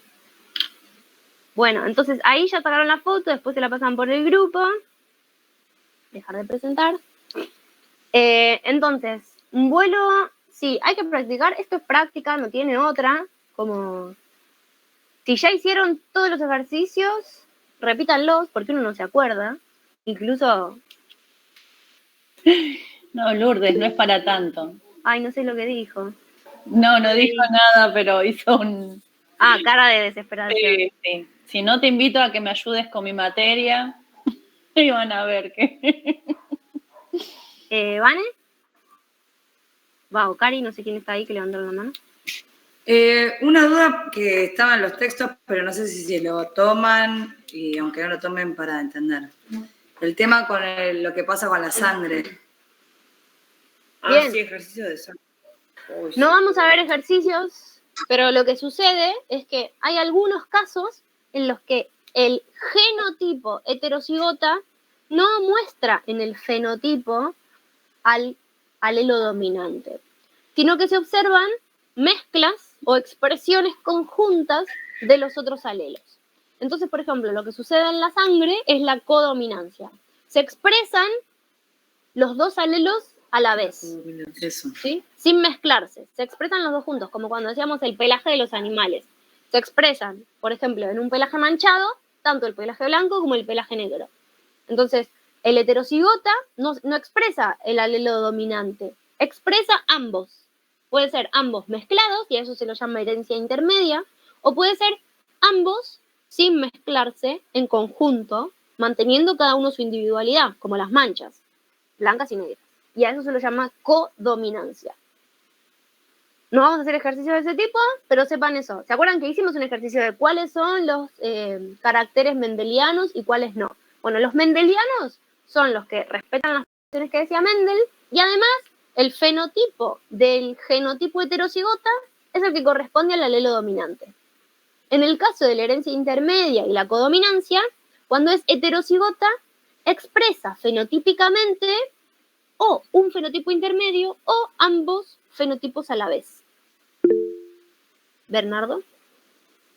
Sí, yo tengo una duda cuando vi lo de las vaquitas en el apunte. La vaca blanca, la vaca negra y que sale la vaca manchada. Creo que era ese, o sale gris, no me acuerdo. Uno de esos temas era. Y a mí lo que me confunde es esto. Entonces, siempre que tengo una vaca blanca... No. ¿Qué? Es un ejemplo del color. Pero no... Bueno, pero esto del color, a ver. Ay, perdón. Esto con el color. Si tengo un color de algo negro y el otro es blanco, ¿siempre me va a salir gris? ¿O lo del gris es otro gen que me puede generar gris? Tenés muchas opciones. Si es herencia mendeliana, tenés, por ejemplo, que el negro domina sobre el blanco. Y entonces el heterocigota va a ser negro. Pero hay otros casos que se llaman herencia intermedia. En la herencia intermedia, el heterocigota va a expresar ambos colores juntos. Entonces va a expresar el blanco y el negro juntos y la vaca va a ser gris. Y hay otros casos en los que la herencia es codominante. Ninguno domina sobre el otro. Se expresan por igual, pero sin mezclarse. Entonces aparecen ambos expresados juntos, como manchas. Manchas en el pelaje de los animales, por ejemplo. Entonces tenés tres opciones. ¿Es cotidiano o nada que ver? De nuevo, los ejemplos de los colores son ejemplos como sencillos, de una forma didáctica de expresarlos, y en realidad la mayoría de los colores están determinados por una combinación de muchos genes, ¿sí? Entonces, no quiero decirles como, sí, eso sucede en tal pelaje de tal bicho, porque seguramente haya muchos más genes involucrados, pero sepan que existen esas tres opciones. O que cuando tenemos el heterocigota se exprese el dominante y se expresa un solo color, negro, que sea una herencia intermedia y se expresen los dos por igual mezclándose y entonces sea gris. O se expresen los dos por igual sin mezclarse y entonces sea manchado o moteado. Y eso es codominancia. Existen esos tres tipos de herencia que vemos nosotros. Mendeliana, intermedia y codominancia. En el ejemplo del pelaje tenemos eso. Pelaje mendeliana, que va a predominar el color que es dominante, negro, por ejemplo. Intermedia, que va a ser gris, porque es la mezcla entre blanco y negro. Y manchado o moteado, porque se van a expresar los dos por igual. Va a ser blanco con manchas negras o negro con manchas blancas. ¿Sí, Bernardo? ¿Queda más claro? Sí. Bien, excelente. ¿Flor?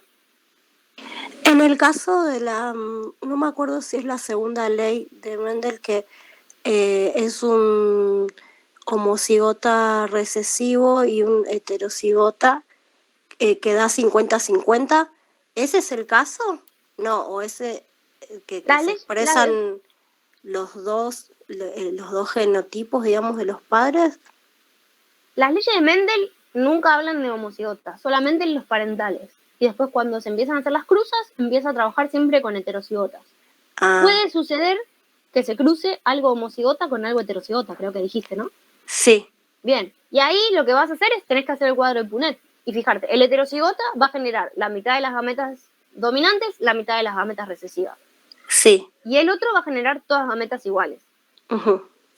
Y entonces la descendencia sí va a ser 50-50. Pero en ese caso no se refiere a que en un solo individuo se van a expresar a 50-50, o sea, la mitad de uno y la mitad de otro, no es este caso. No, eso quiere decir, el cuadro de Punnett quiere decir que en la descendencia existe un 50% de probabilidades de que expresen tal característica o que expresen tal otra.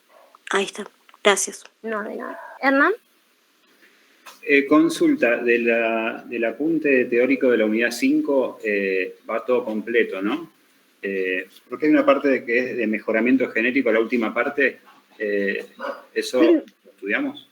Eso, hoy les expliqué un poquito, habla de la transgénesis, habla de razas, de variedades, no más de lo que vimos hoy, no les voy a hacer preguntas en profundidad de esos temas.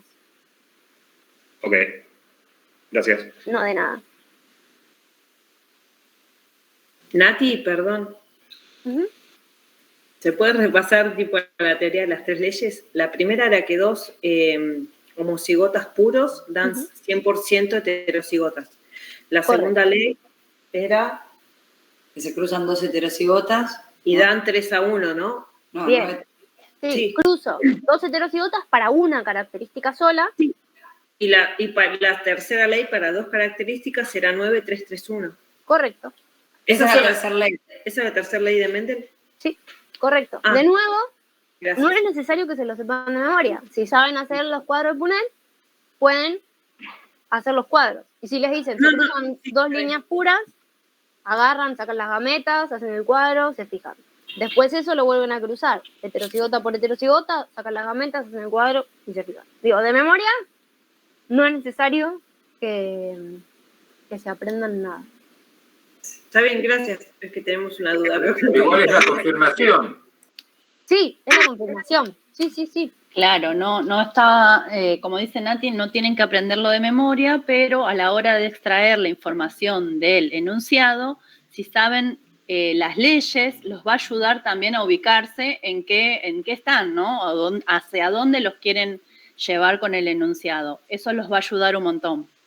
Sí, pero siempre acuérdense de las condiciones del cruzamiento, que son 2 heterocigotas, porque les pasa, si no después en el parcial, que hacen un cuadro de un cruzamiento X que se les da, no les da 9-3-3-1 o no les da 3-1 y empiezan a decir, hice todo mal, ¿dónde está el error? Qué sé yo, porque piensan que siempre se tiene que cumplir esa regla.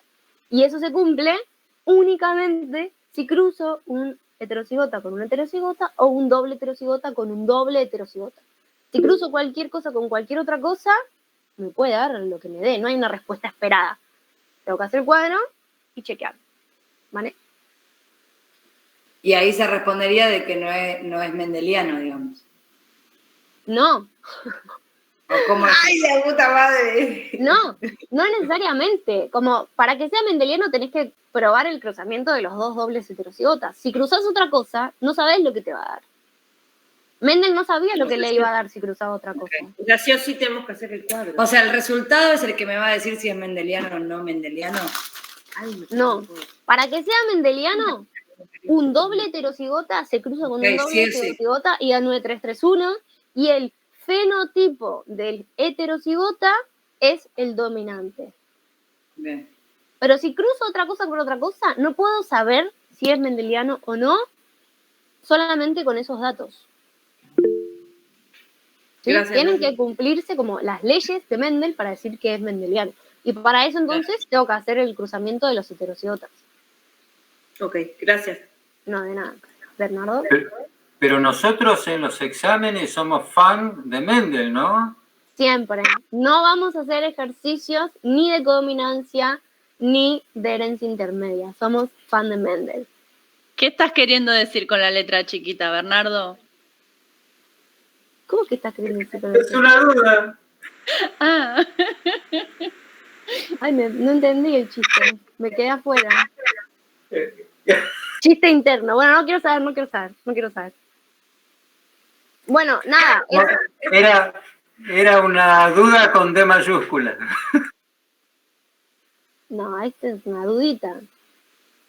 Y que les vas a tomar solo ejercicios mendelianos. Sí, pero si ya lo dijimos en clase, no hicimos ni un ejercicio de herencia intermedia ni de codominancia. Y siempre digo lo mismo, nunca les voy a tomar algo que no trabajamos en clase. Siempre todos los ejercicios son cosas que trabajamos. Así que no se desesperen. Si ven una pregunta que no saben cómo encararla, hagan el resto del parcial, terminan el resto del parcial y al final se ponen a hacer los que les generan dudas. Y ahí piensen como, bueno, Natalia no me va a preguntar algo que no trabajamos. ¿Qué es lo que más se acerca a lo que vimos? Y ahí como enfocarse y pensar en las cosas que hablamos hoy y en las que trabajamos en esta segunda mitad del cuatrimestre.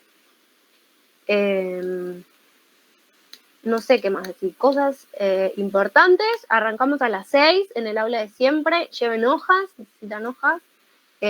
Todo justifíquenlo. Digo, estas cosas de genética, justifíquenlas. No hagan como suposiciones. Si es así como del hijo, de la cría y qué sé yo, como exprésenlo o hagan un cuadro para justificar. Más si se pide en el examen, justifica tu respuesta.